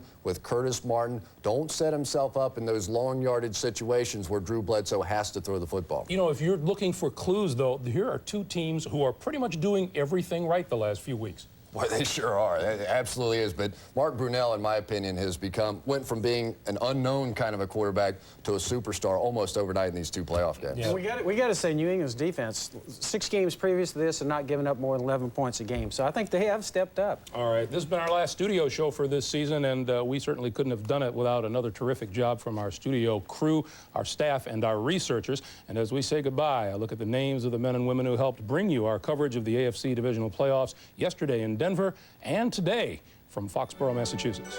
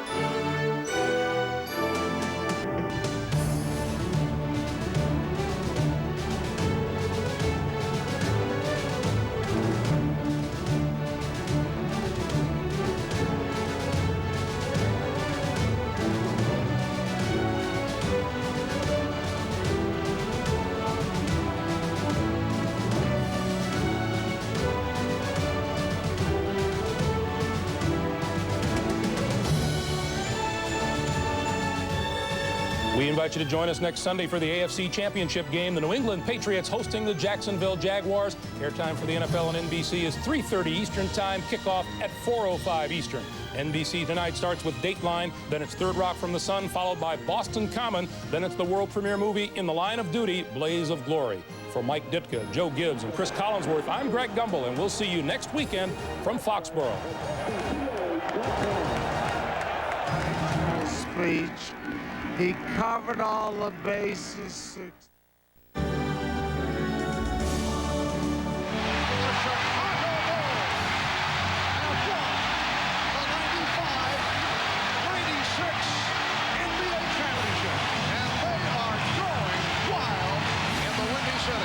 Season's greetings from NBC Sports, America's sports leader.